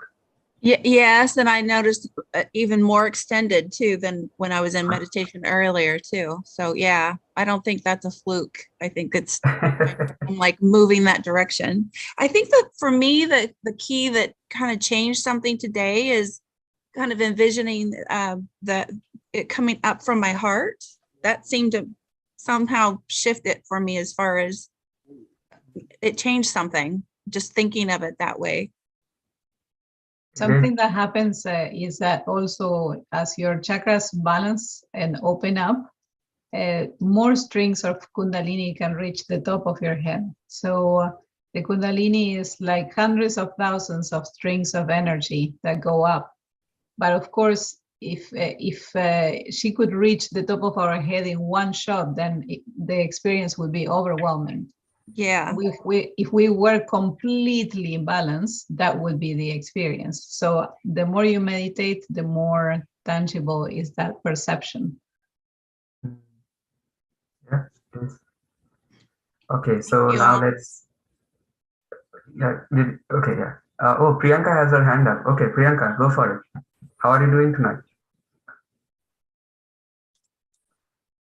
Priyanka, are you there? You might have to unmute yourself. Yeah. Yeah. Yeah. Can you see me, guys? Yeah. Yes. Hi. Yes. Yeah. Hello. Hi. I've been trying since yesterday to share my experience. You might find it very strange. I'm with Sahaj like 2020 since the lockdown, and have a very strange experience last year. Maybe some people are new for it, so just stop me if I shouldn't share it. But it's just my heart. I just want to speak and want to share that how things really worked for me. So in precise, since 2020, because it was, from when the lockdown started, it was really tough for everyone all over the world. It wasn't easy. So even I was stuck, and we have the fear that what's going to happen. And I'm so fortunate, and if you're seeking, then only you will get it, right? This is the first thing that I've learned, that if you don't seek, nobody can come to you. You should be a good seeker. So I was a very good seeker. People used to say that from my experiences. So fortunately, my sister was doing it, and she said that we can do the Zoom meditation on the Zoom. So I started, and it's a blessing. I would say that I got connected with Irina and my sister. Both helped me in the meditation, and I had like amazing, and amazing is a very small word. It was like miracles every day. I used to experience miracles every day. Wow. During the while meditating, after meditations, and the life changed drastically. Yeah. So what happened last year is, so the stories. I'm very good storyteller because I observe things very minutely. I want to experience Sahaj, so I observe, and that's why all these things. So last year, our whole family got COVID infection, and things went worse. And I too got COVID, and I was hospitalized. Somehow I was not getting the hospitals that time also, but it's a God's plan. So fortunately, I got a hospital, and first time in my life I saw that. I'm so sorry, but it's a tough thing. I experienced. The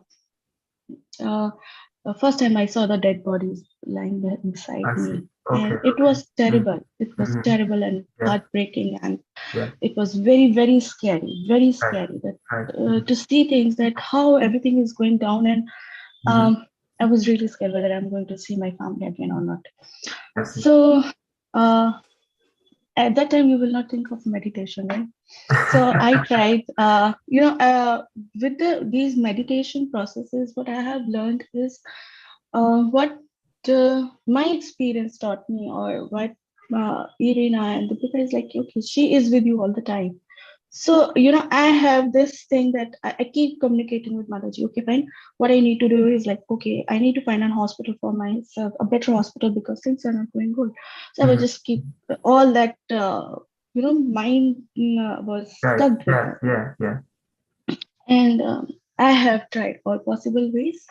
And I said to Mataji that, okay, this is like, I have done my part, and let's see what happens. Because trust me, I was hospitalized on 15th April, and on 16th April, I wasn't sure that I'm going back to home or not. So it was that bad.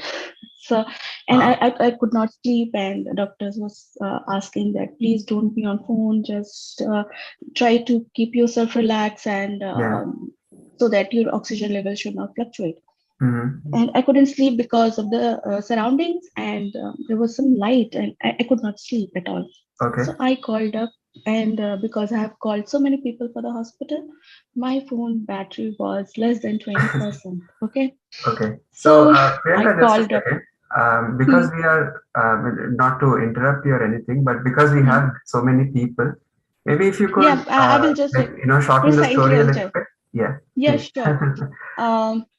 Miss, I'm about to finish that. When I called up Irena, I said that I haven't slept for like 2 days, and I really want to sleep. Can you just help me with that? And that time my oxygen level was around 80, and it wasn't good at all.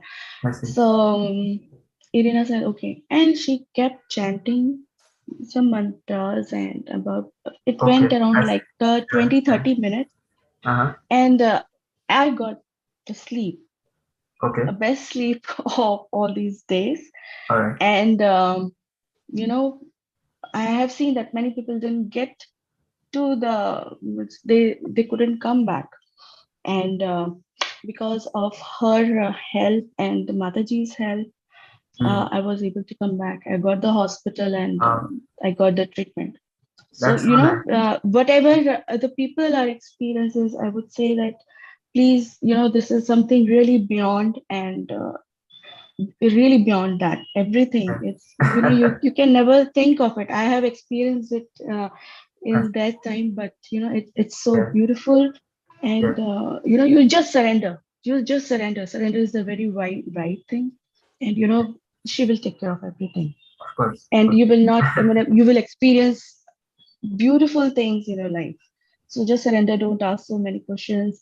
Why this is happening? Why I should do that? Blah blah blah. No, just surrender to Mataji, and she will do that. Best is you are in Sahaj. You're doing meditating. Means you are under the Mataji's taking care of you. She Of was course. taking care of you. Yes, So yes. that's all from my end. And thank you so much for letting me share my experience. Of course, yeah, our pleasure. So yeah, it was a very profound experience, and many people do feel that they are helped in times of need through just by being in connection with their own spirit. So that was a beautiful story. So I see that Imelda has her hand up. We talked to Imelda yesterday, so it's very nice to see her again. Imelda, if you could turn on your video and chat with us. Okay, let me find it. Hi. I always have a hard. Oh, it disappeared. There you are. Oh, we got it. Okay. I want to know if there is another way to do the cleansing, because I will not be able to put my feet in water. I have my both of my legs bandaged, including my toes, all the way up to my knees, and I have to keep those bandages on through Friday and maybe even the weekend. But I won't. Is there another way to cleanse? I mean, is there some other way? Something else? I think if you can't put your feet, it should be. You don't really need to do it. There is no compulsion. There is a way by which, yes, we do put our hands in the water instead of our feet. But that would involve you keeping the bowl on a table, and then you immerse your hands in the water instead of your feet. Oh, I can do that. You can do that? I could do that, yes. Okay. So try that out. But that's only for Imelda. Like, we don't want everyone spilling water over their keyboards tomorrow. All right. So yeah, and how was the meditation for you tonight? It was very good. But tonight I experienced heat, but all over my body. I got very hot during part of it. I hadn't felt that way before, but I definitely benefit from it, and I can definitely feel, feel the breeze, feel on the top of my head, and feel the intention or directing energy to the different chakras as we were being guided to tonight. That's nice. So it was really good. But I do have one more question or a comment. Yeah. Today, I maintained that relaxation all day long. All the relaxation from yesterday, I just maintained it. Yeah. All day long. I didn't, I slept a whole lot today. Is that good? I guess it is good, but it is good because if you need it, because the heat means that there is you need to relax a little more, and that's why the heat comes out. It's a cleansing mechanism, and so if you cleanse more, you feel more relaxed, and so it's good that you feel that way. It's usually not normal for you to sleep a lot, but in the beginning, people do sleep a lot because the subtle system, the chakras, they have been, how do I say, they have been exerted a little too much. And so when they are being relaxed, you want to sleep for some time. So that happens in the beginning for a little while, but it should go away soon. But you will be alert during the day, but relaxed at the same time. And that's the ideal state that we all aim for. Okay. All right. Good. Thank you very much. Yes. Right. So that was nice hearing from so many people. Let's see if we have others who would like to share. I did see someone raise their hand and then run away. So I'm going to catch you. I'm just kidding. So let's see. We had Mariam Darai. If you're here, if you could speak up and let us know how you feel tonight. Mariam Darai, she here? No? Okay. Oh, she's here. Okay. Can you speak up, please? Some vibration tonight. Okay. In my body and some tingling. Okay. So where in particular did you feel the tingling? Can you tell us? My toe, like my fingers. Which finger?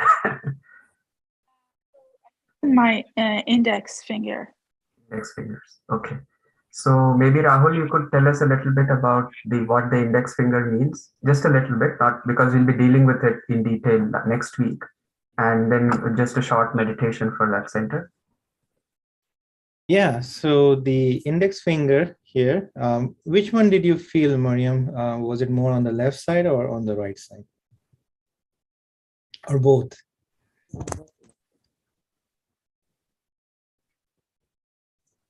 Oh,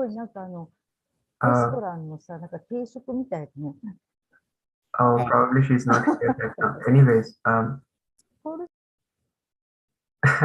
okay, I think we are having some technical problems, but Rahul, please go ahead and tell us what the index finger means on both fingers, and then we can do a meditation for it. Sure, yeah. So this finger corresponds to the energy center here, which is the Vishuddhi center, which is the fifth energy center.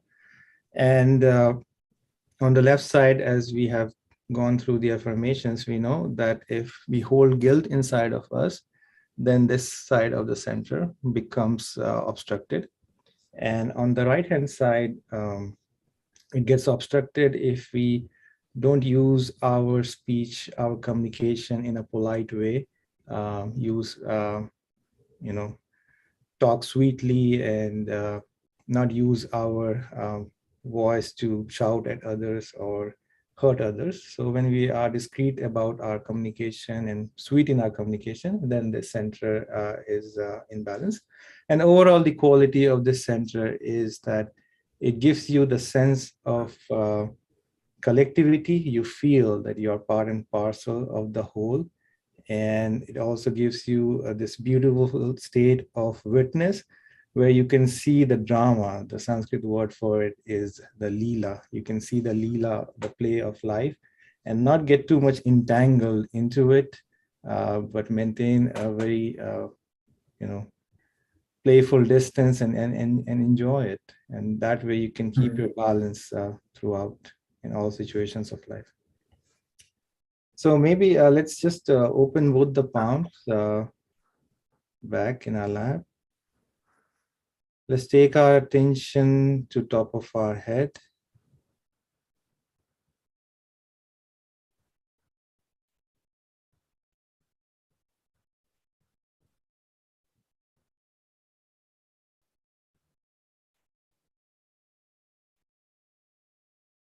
And then let's slowly bring our attention down through our central channel,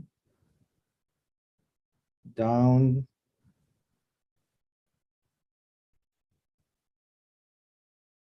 to our throat, to this energy center. Let's see if we can keep our attention both on top of our head as well as on this fifth energy center, the center of our neck, the throat area.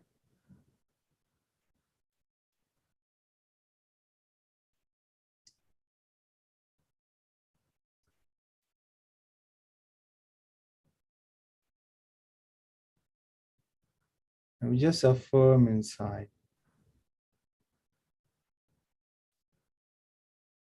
I am a pure witness.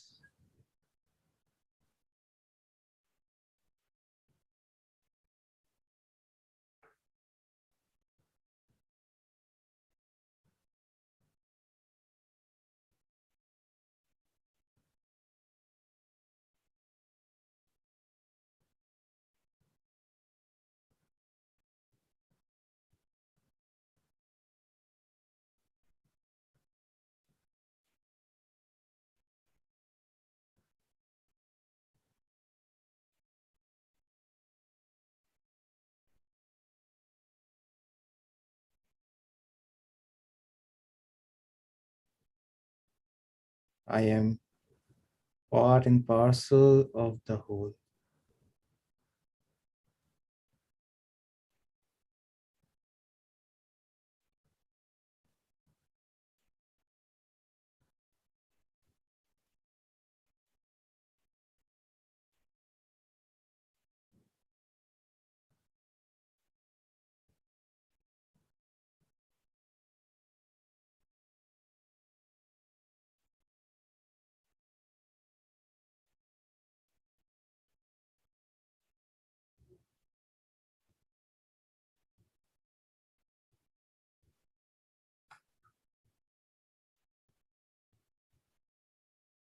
Let me feel that connection with that ocean of collective consciousness,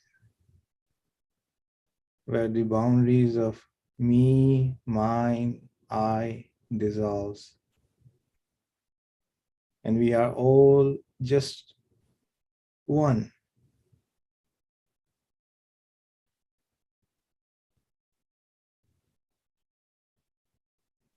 Completely one.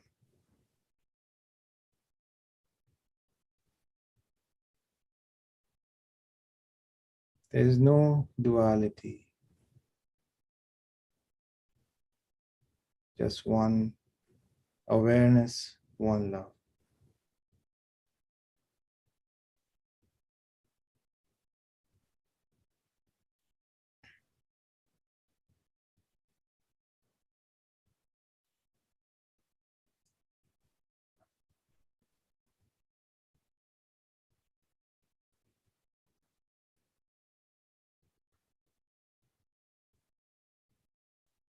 And then we just take a few deep breaths.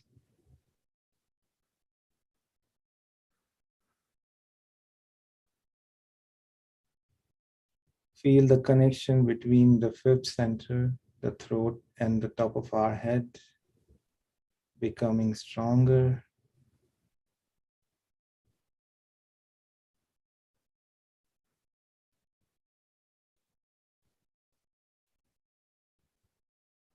And then we slowly open eyes.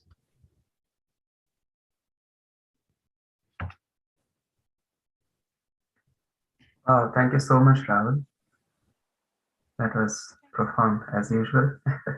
So if you've been following the WhatsApp groups, you usually get a message in the morning, a very beautiful message that is penned by Rahul, and you probably can understand now where he gets his inspiration from. And I'm sure you all have the impression that our meditators on this panel tonight are like top quality, the cream of the cream. So, right, so let's move on. I see Sam Zambuto. So Sam was here last night. And Sam, if you could speak up and let us know how you're feeling tonight and whether you've been trying to meditate at home and how is it going in general.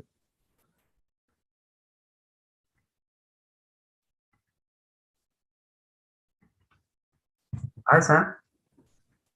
Hi, good evening. Good evening. So as I mentioned the other night, I had been doing a Sahaja Yoga on and off and without consistency, and I decided to do the 21-day course to try to bring some consistency to my meditation.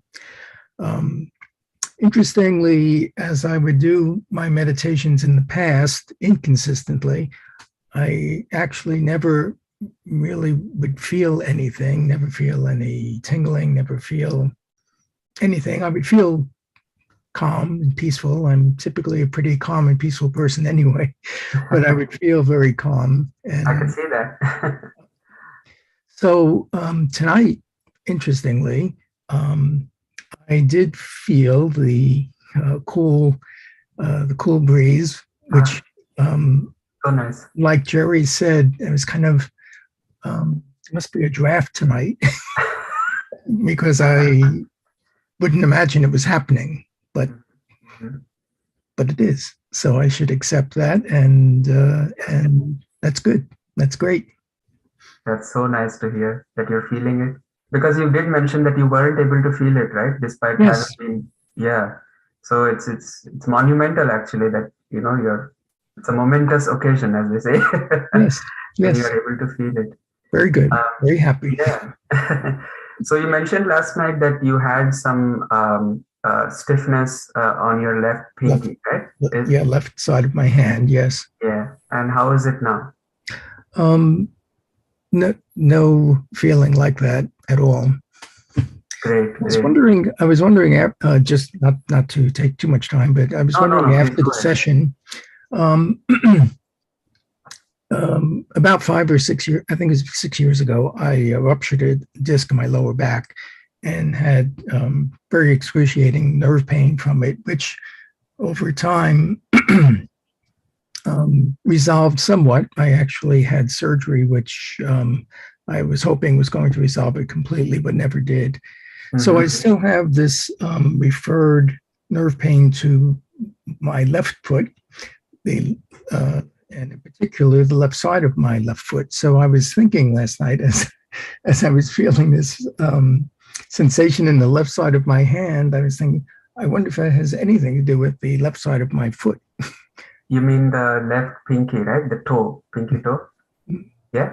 Yes, okay. and the kind of the left side of the foot and the and the left pinky toe. And actually the biggest part of the pain is actually on the ball of the foot, feeling like I'm kind of walking on a golf ball all the time.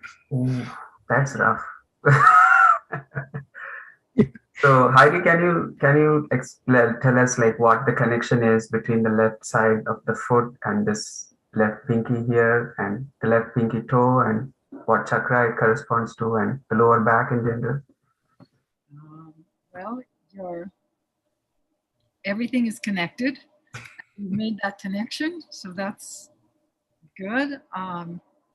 Your left pinky is your left heart, and Romina, left pinky toe, also left heart. Yes. Yes. Yeah. So the you can work on your left heart and see how that improves the pain. We can affirm the left heart. There are many correspondences it's also it's the seat of our spirit, and it also has to do with our relationships with our mother, our own mother. In our Kundalini is our mother, but the mother that gave us birth. The right heart is associated with our relationship with our father, so things just could get richer and richer for you in terms of ways of approaching this. In addition to obviously seeking medical help, which you already have. But you can maybe put your hand on your left heart and just may I, Vivek, since I knew that's your next question, we're going to go into a little, let's close our eyes, put our hand on our heart, and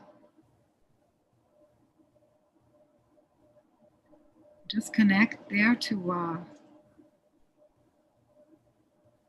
the love and forgiveness and gratitude we have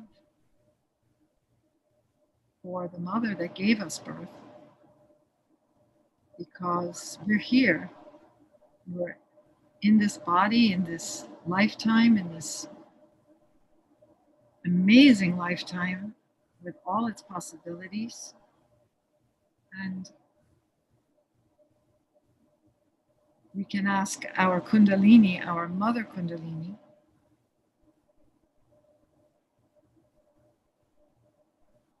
to heal my relationship with my own birth mother,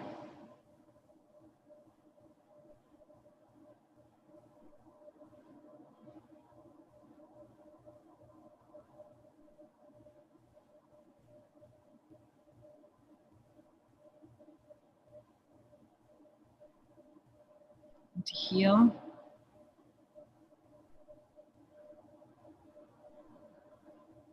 my body,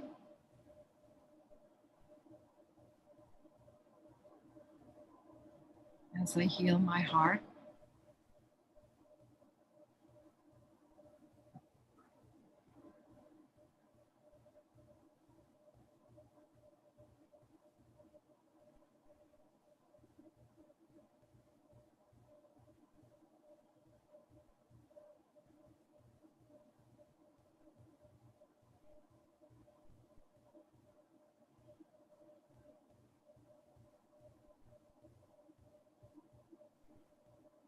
And to bring me into balance.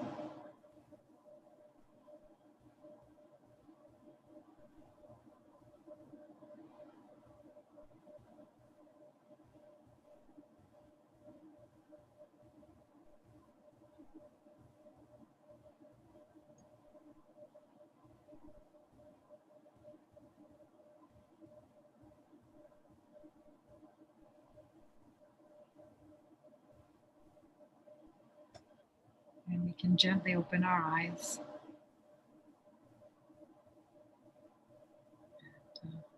And I want to thank you, Sam, because I realized there was a little bit for myself of it. I just felt something open up in terms of, my thinking about my relationship with my own mother. And it's, because we're all one being. So as you open, I open. And that's one of the great powers that we are discovering. So thank you. It's wonderful. It's just magical sometimes to think about how these connections work and how helping another person helps us. And it's wonderful. All right, so thank you, Heidi. So much, Sam. Yeah, I felt a certain feeling of peace come over me. That's great. Very nice. Thank you. It's wonderful. So let us see. There are a few people who I've seen and some who have not. So I would like to meet some people whom I haven't seen yet. Okay, so Carlos Torres, would you mind sharing your experience with us? Carlos, if you're there. Yeah, Sure.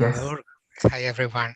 My experience, I'm for the first day. I missed yesterday. I continue today, and my experience is very strange because the first day I started feeling like some kind of swirling, like movement, like an head, something like that. Okay. But going forward, it started changing. So today I'm so much warm. I feel like if I am the sun a lot. Okay. I have done all the meditations with you, the small ones, the late ones, and I feel some kind of the same things that, for example, some I feel like some kind of joy and happiness, and the other participants, I feel pretty much some kind of the same. So I don't know what happened if the situation doesn't apply to me. You know what I mean? Yes. Yeah. So, Romina, if you could help Carlos out and tell him how he can move forward from here. I mean, moving forward from feeling the state of joy, I don't know, what else do you want? No, I meant he is feeling quite warm, like he's the sun. So oh, I'm sorry, I didn't get it. If you could, let us know what that means. Are you still feeling warm today? So much. Okay, and where do you feel the heat? Is generally all over your body, in your hands? It's in all my body. Okay, so once again, the Footsoak treatment is coming tomorrow. Okay. We do have other treatments. For example, there is a treatment that is very good for the liver, that it's done with ice. Of course, you don't put plain ice on your liver directly. You have to put it in a Ziploc or some kind of a container, but it's really great because the liver heats up, and the way to cool it down is to put some ice on it, and it's pretty incredible when you try it. So sometimes I do Footsoak with ice pack on my liver, and that really helps. But we're gonna get there, I'm sure, as we walk you guys through all the treatments. We don't want to add too much to it. But that means something like, for example, that my metabolism is like some kind of stuck, or like not having the good balance or something like that. Oh, you're saying what's the meaning for feeling all this heat within yourself? Yeah, it's related with my liver metabolism. Well, the good news is that if you're having a perception, it means that the Kundalini, your energy, is moving things and clearing things within yourself. Okay? You're feeling the heat because generally the Kundalini, as she rises, think of it as you have a chakra and the Kundalini comes this way, and then as she tries to pierce through the chakra to move on to the next chakra, there is friction in that process. If there are things to be worked out, if the chakra is open, there is nothing to be worked out. She crosses through, right? But if she has to work out through it, then that friction is the one that causes heat within yourself. Okay. Can I have another question? Yes. Please. Thank you. So just a second, before we get to the second question, so the ice treatment that Romina talked about, we will be discussing that this Saturday. So it's very easy, as she said. You just put some ice on the right side of your body, your stomach. Okay, sorry. Now go ahead with your question. Thank you. My second question is that since I started practicing with you guys, I felt some kind of a pressure here. I don't know how to say it. It's a pressure, but it's very abstract. It's hard to explain. But at the same time, I feel a mental state very different. Like I'm not able to think. Normally, I think so much, but it's very strange. Like I cannot think. I don't know how to explain it, but I feel something like that. We can explain. Well, it's very interesting that you say that, Carlos, because when the Kundalini rises and it reaches the top of your head, you many times can achieve this state of thoughtless awareness, which means that you are aware of everything that happens around you, but you're thoughtless. And something like that, yeah.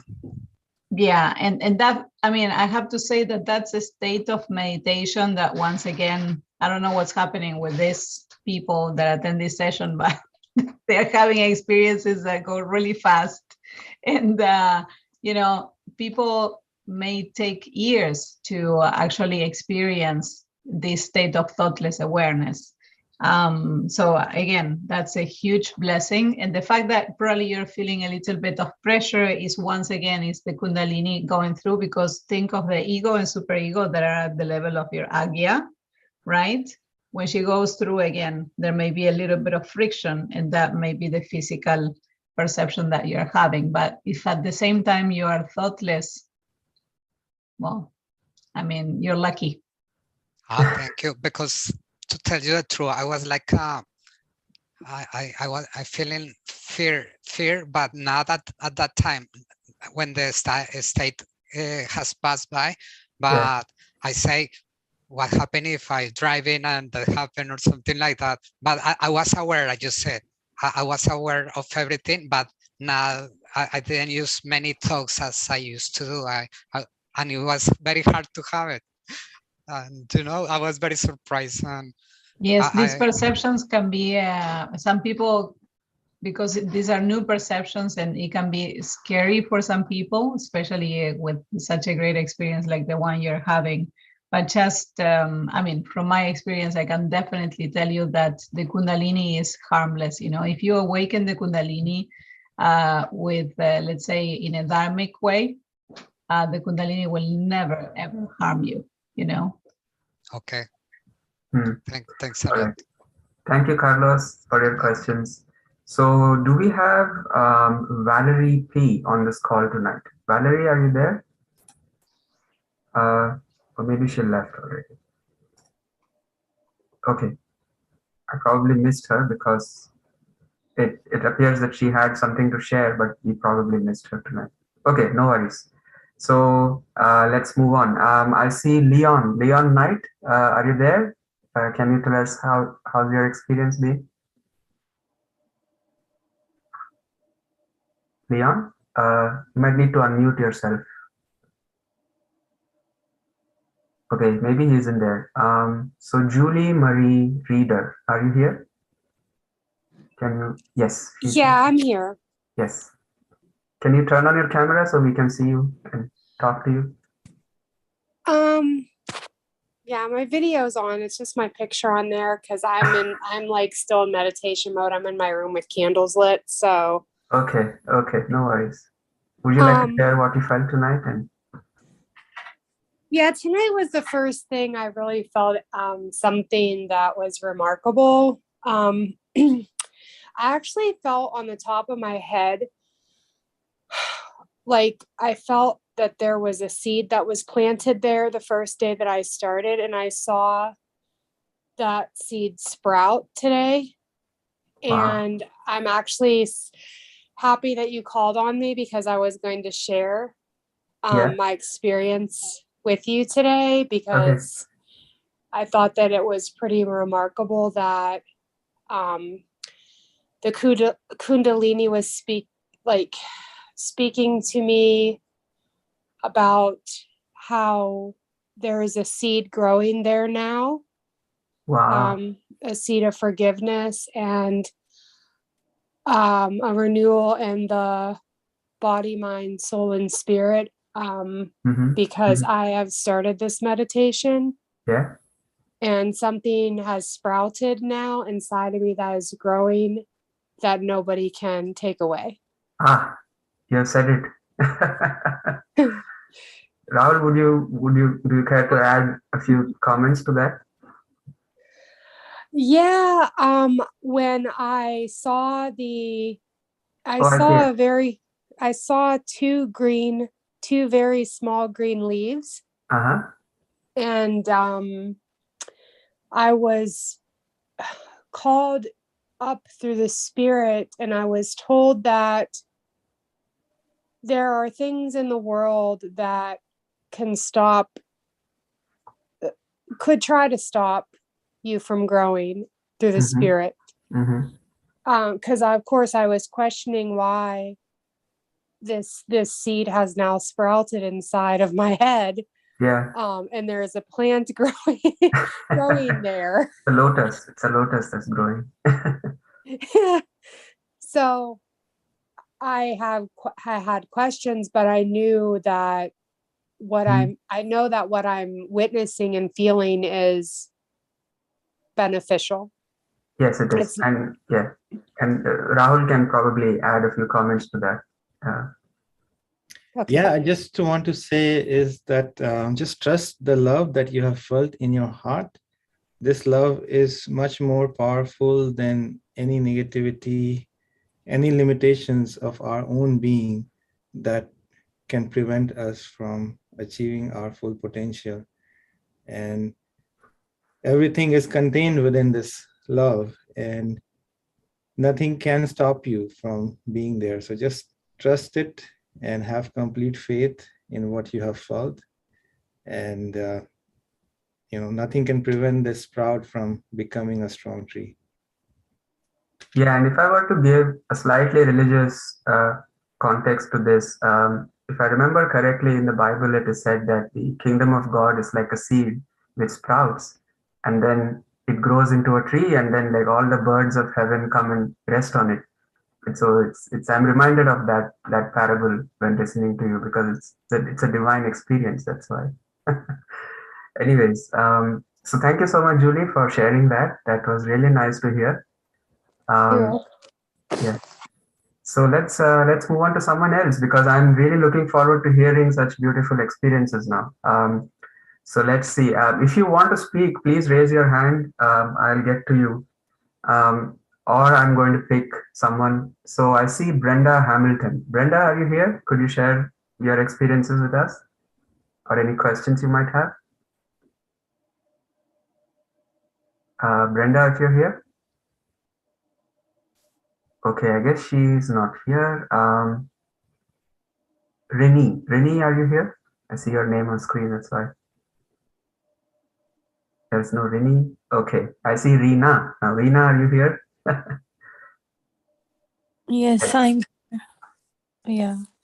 Yeah, today's session was awesome. I loved it. Yeah, good. So yeah, while we were doing the meditations, like I would feel some sensations. Like when we were doing the second one. Yeah. I felt some sensation like on the finger besides the thumb. I think that's the index finger. Index finger. Okay. Yeah. Okay. So I felt some sensation there, but earlier I think someone else brought up the same question. Yes, they did. Yeah, and then I did put the notes down that means that I'm holding some guilt inside myself.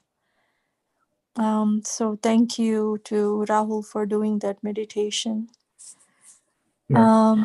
But yeah, I mean, I like while we are doing meditation, I get those sensations and I feel like I'm going to remember everything. But then I just remember that one. And another one I remember is I felt my right hand was a little bit heavier. Does that mean anything, or is just me overthinking? No. It means that you're overthinking. Okay. I'm just kidding. No, there are different explanations for why that might be. So I think Heidi can tell us what heaviness on the right hand means. Well, you just said it. You both said it. So it's it's that activity of the mind, of that, your day is probably, is your day very full? Is your life very full? Are you go? Are you? Would you mind speaking a bit louder, because we can't hear you? Oh, sorry. Are you? Is your life very full and active, and you're constantly thinking and on the go? Is that? Yes, I'm a pretty busy person. Okay. Well, that's so your right side. It's being expressed with your. As you sit and meditate. So this is how you can treat yourself, because you just say, oh, my right side is active. So we're in the very beginning of tonight's meditation. Romina showed you one simple way of clearing the right side, which is to hold your right hand on your lap and bring your left hand point it up. Uh-huh. Up, yeah, and then just ask to clear it. That's one way. And then if you foot soak and you are very right-sided, you could use cool water, and you can also put ice on your liver. We have many different techniques in Sahaj, but the most important one is the meditation. And every time you bring your attention here, it's bringing you into the center, and the right side will eventually clear out. And what's great is you already can see, like, oh, I am too busy. My right side is heavy. I have to do something about it. And you have this dialogue with yourself, and you become your own master, and you become responsible for your own well-being. Right. Can be, you can administer to yourself, and if you keep practicing, you will also learn how to administer to someone else. And that's again, we just keep recognizing these powers that we have inside of ourselves, and they keep rising up, and so you can clear that right side. Would somebody like to clear the right side? Vivek, you haven't had an opportunity. Would you like to? No, it's your turn to shine. Okay. Please, you know the next thing that I'm going to say. So let's do a meditation on the right side now. Okay. Do you want to do it? Please, you go ahead. That's so let's hold our right hand on our lap, our left hand bent at the elbow with the palm facing back, fingertips to the sky. And now we address directly our Mother Kundalini and ask her, please clear my right side.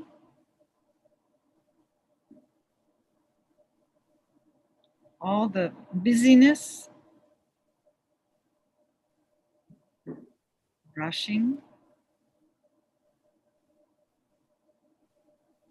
futuristic thinking, worries and anxieties about the future. Please release them to the ether. Please release my ego. It feels I have to control everything. And please allow you, Mother Kundalini, the divine energy, to run my errands, guide my actions,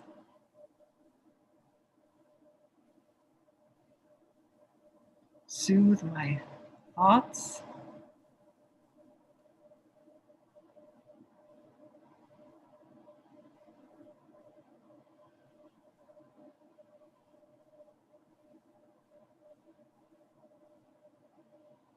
I am not the doer.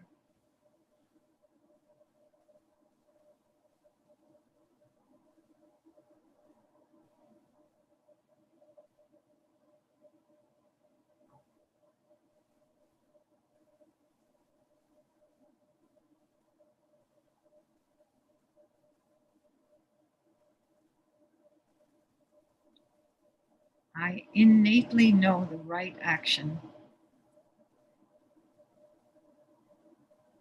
and will take it. No need to have additional thoughts. I release them.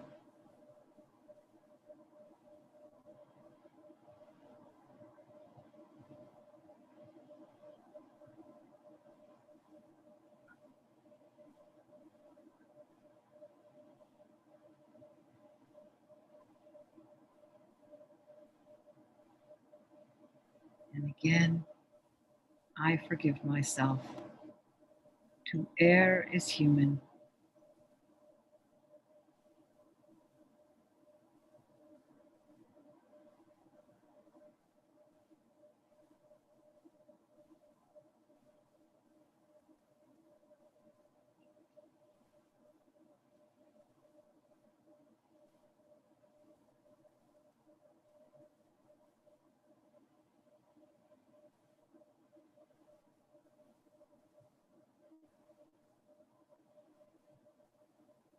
Then let's just lower that hand onto the lap and see if we can feel a balance between our right and left hands.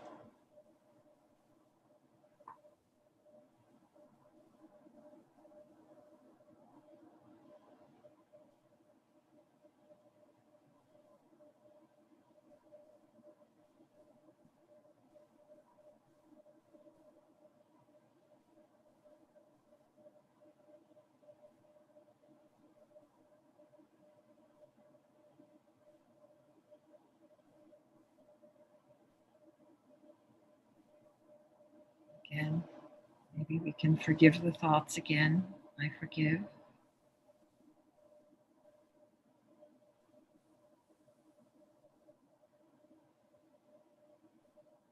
And slowly lift up both hands to the level of the heart.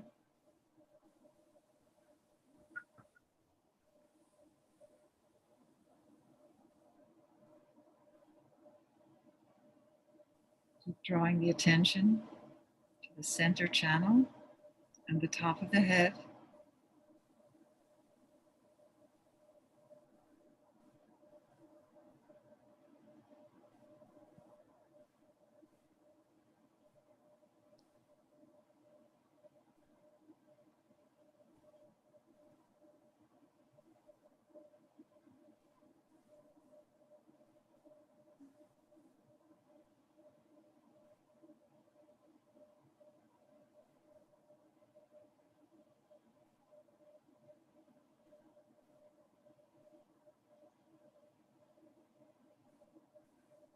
So I'm feeling a little bit on my right index finger, which is my ego.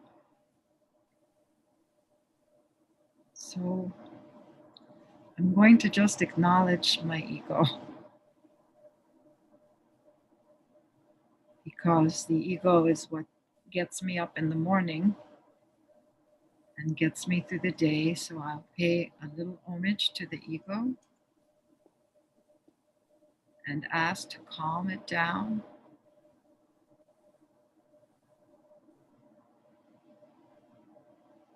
So that I can just be in balance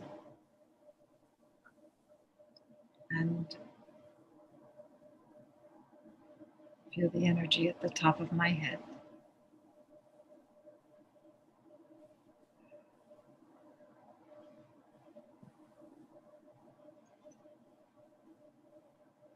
And so that feels better to me. How do you feel? Do you feel what are you feeling now in terms of your rhythm? Feeling awesome. Thank you so much. Feel much better. Great, great, amazing. Oh, that's so Can nice. I say a couple more things? I know there are other folks waiting, but I just want to mention two more things that Please. I experienced. One is I do feel cool breeze sometimes, and sometimes I feel warm breeze, or warmth probably within me. So I think that's because the Kundalini is rising. You feel warmth. Okay, so Rahul, would you like to address that? Why is there a constant warmth and coolness? Yeah, so whenever Kundalini rises, what happens is that she rises, she makes the connection, but then many times she has to return back because she has to come back and work on certain centers which are weak, that need to be nourished and taken care of.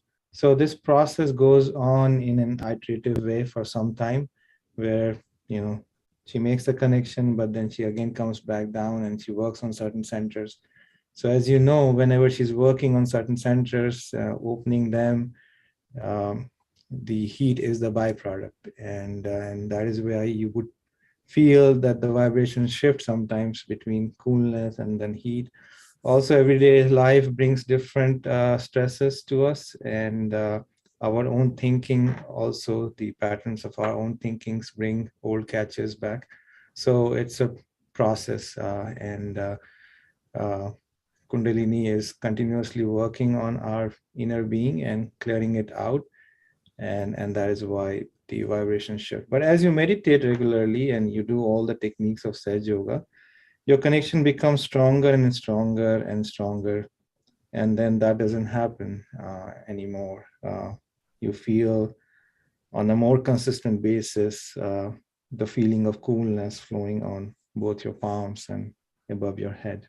So that is the journey of spiritual ascent, or the Sanskrit word is the sadhana. That's what it is. Thank you. And the last thing I want to mention is like in the back of my spine, like right in the middle, I believe, let me see what chakra it is, third one. I feel some pain there. So I don't know if it's related to me just not sitting in the correct posture, or it has to do with the sadhana. So that's a good question, that you're feeling the third center right there in your spine. So maybe we can just clear it out right now. So Rahul, if you could help us just for half a minute or so. Sure. Let's sit straight, but relax. No tension in the body, comfortable. With the palms open in our lap.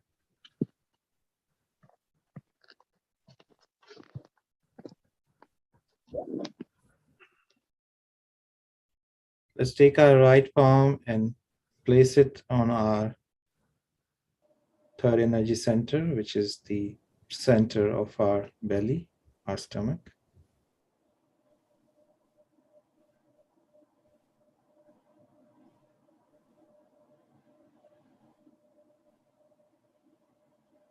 And we can simply pray that, O Mother Kundalini, please heal this center. Please bring balance in this center. Please fill this center with your love, with your vibrations,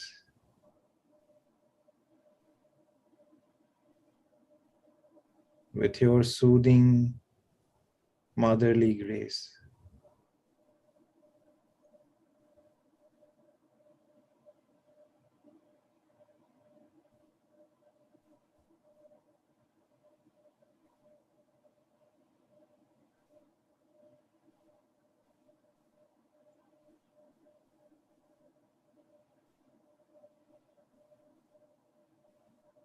And here we also say that, Mother, I am completely satisfied. Please take away all dissatisfactions that are within this center.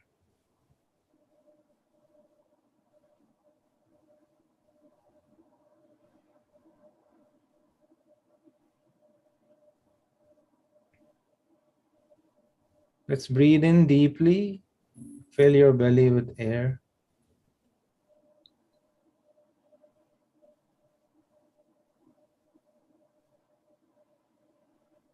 And then slowly breathe out.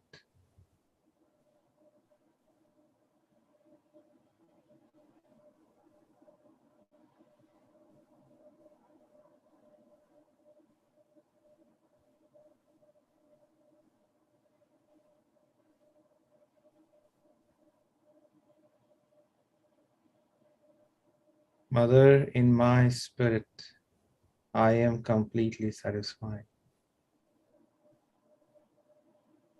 Spirit is the complete state of satisfaction.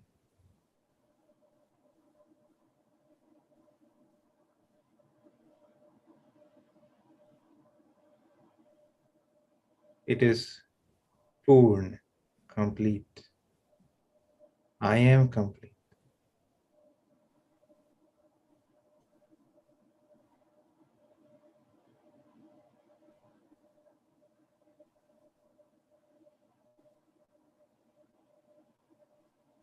Let me feel that state of my spirit,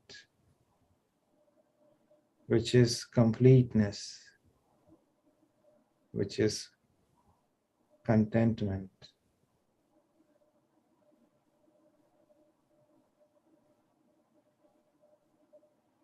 which is completely satisfied. Let's bring our right palm back to our lap. And let's just take our attention now to top of our head. And let's feel the attention on top of our head. And at the same time, feel this Nabhi center, the third energy center, as if they are one, they are connected.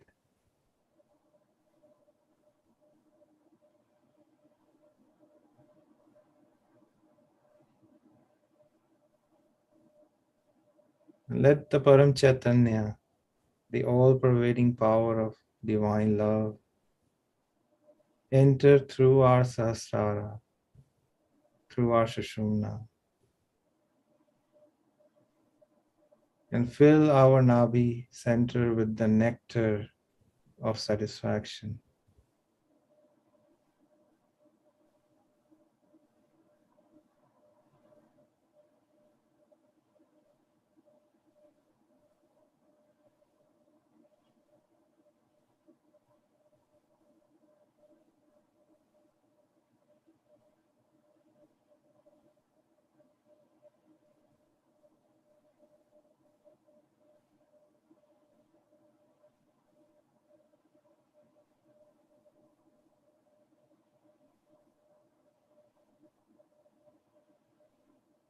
Mother, all we desire is your love.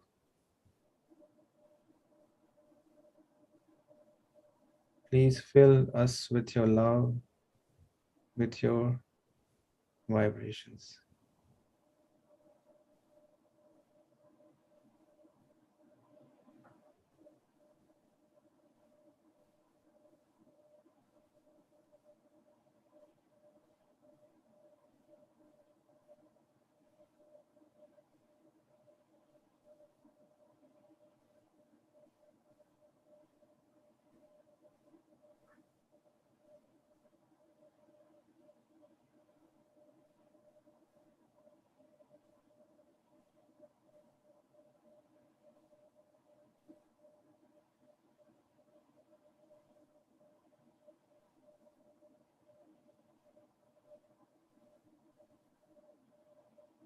Let's keep our complete attention on Sahasrara. Let's just feel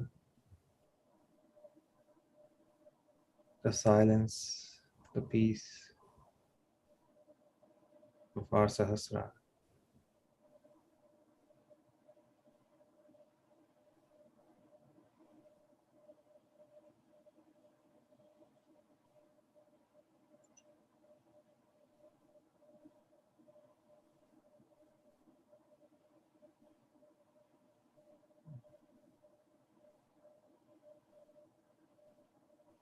And then we slowly open our eyes.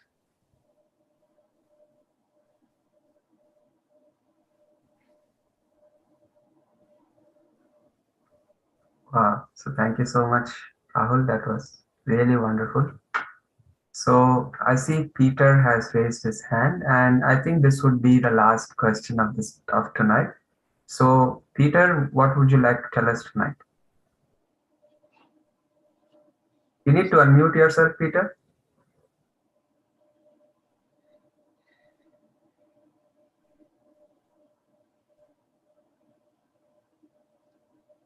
Oops.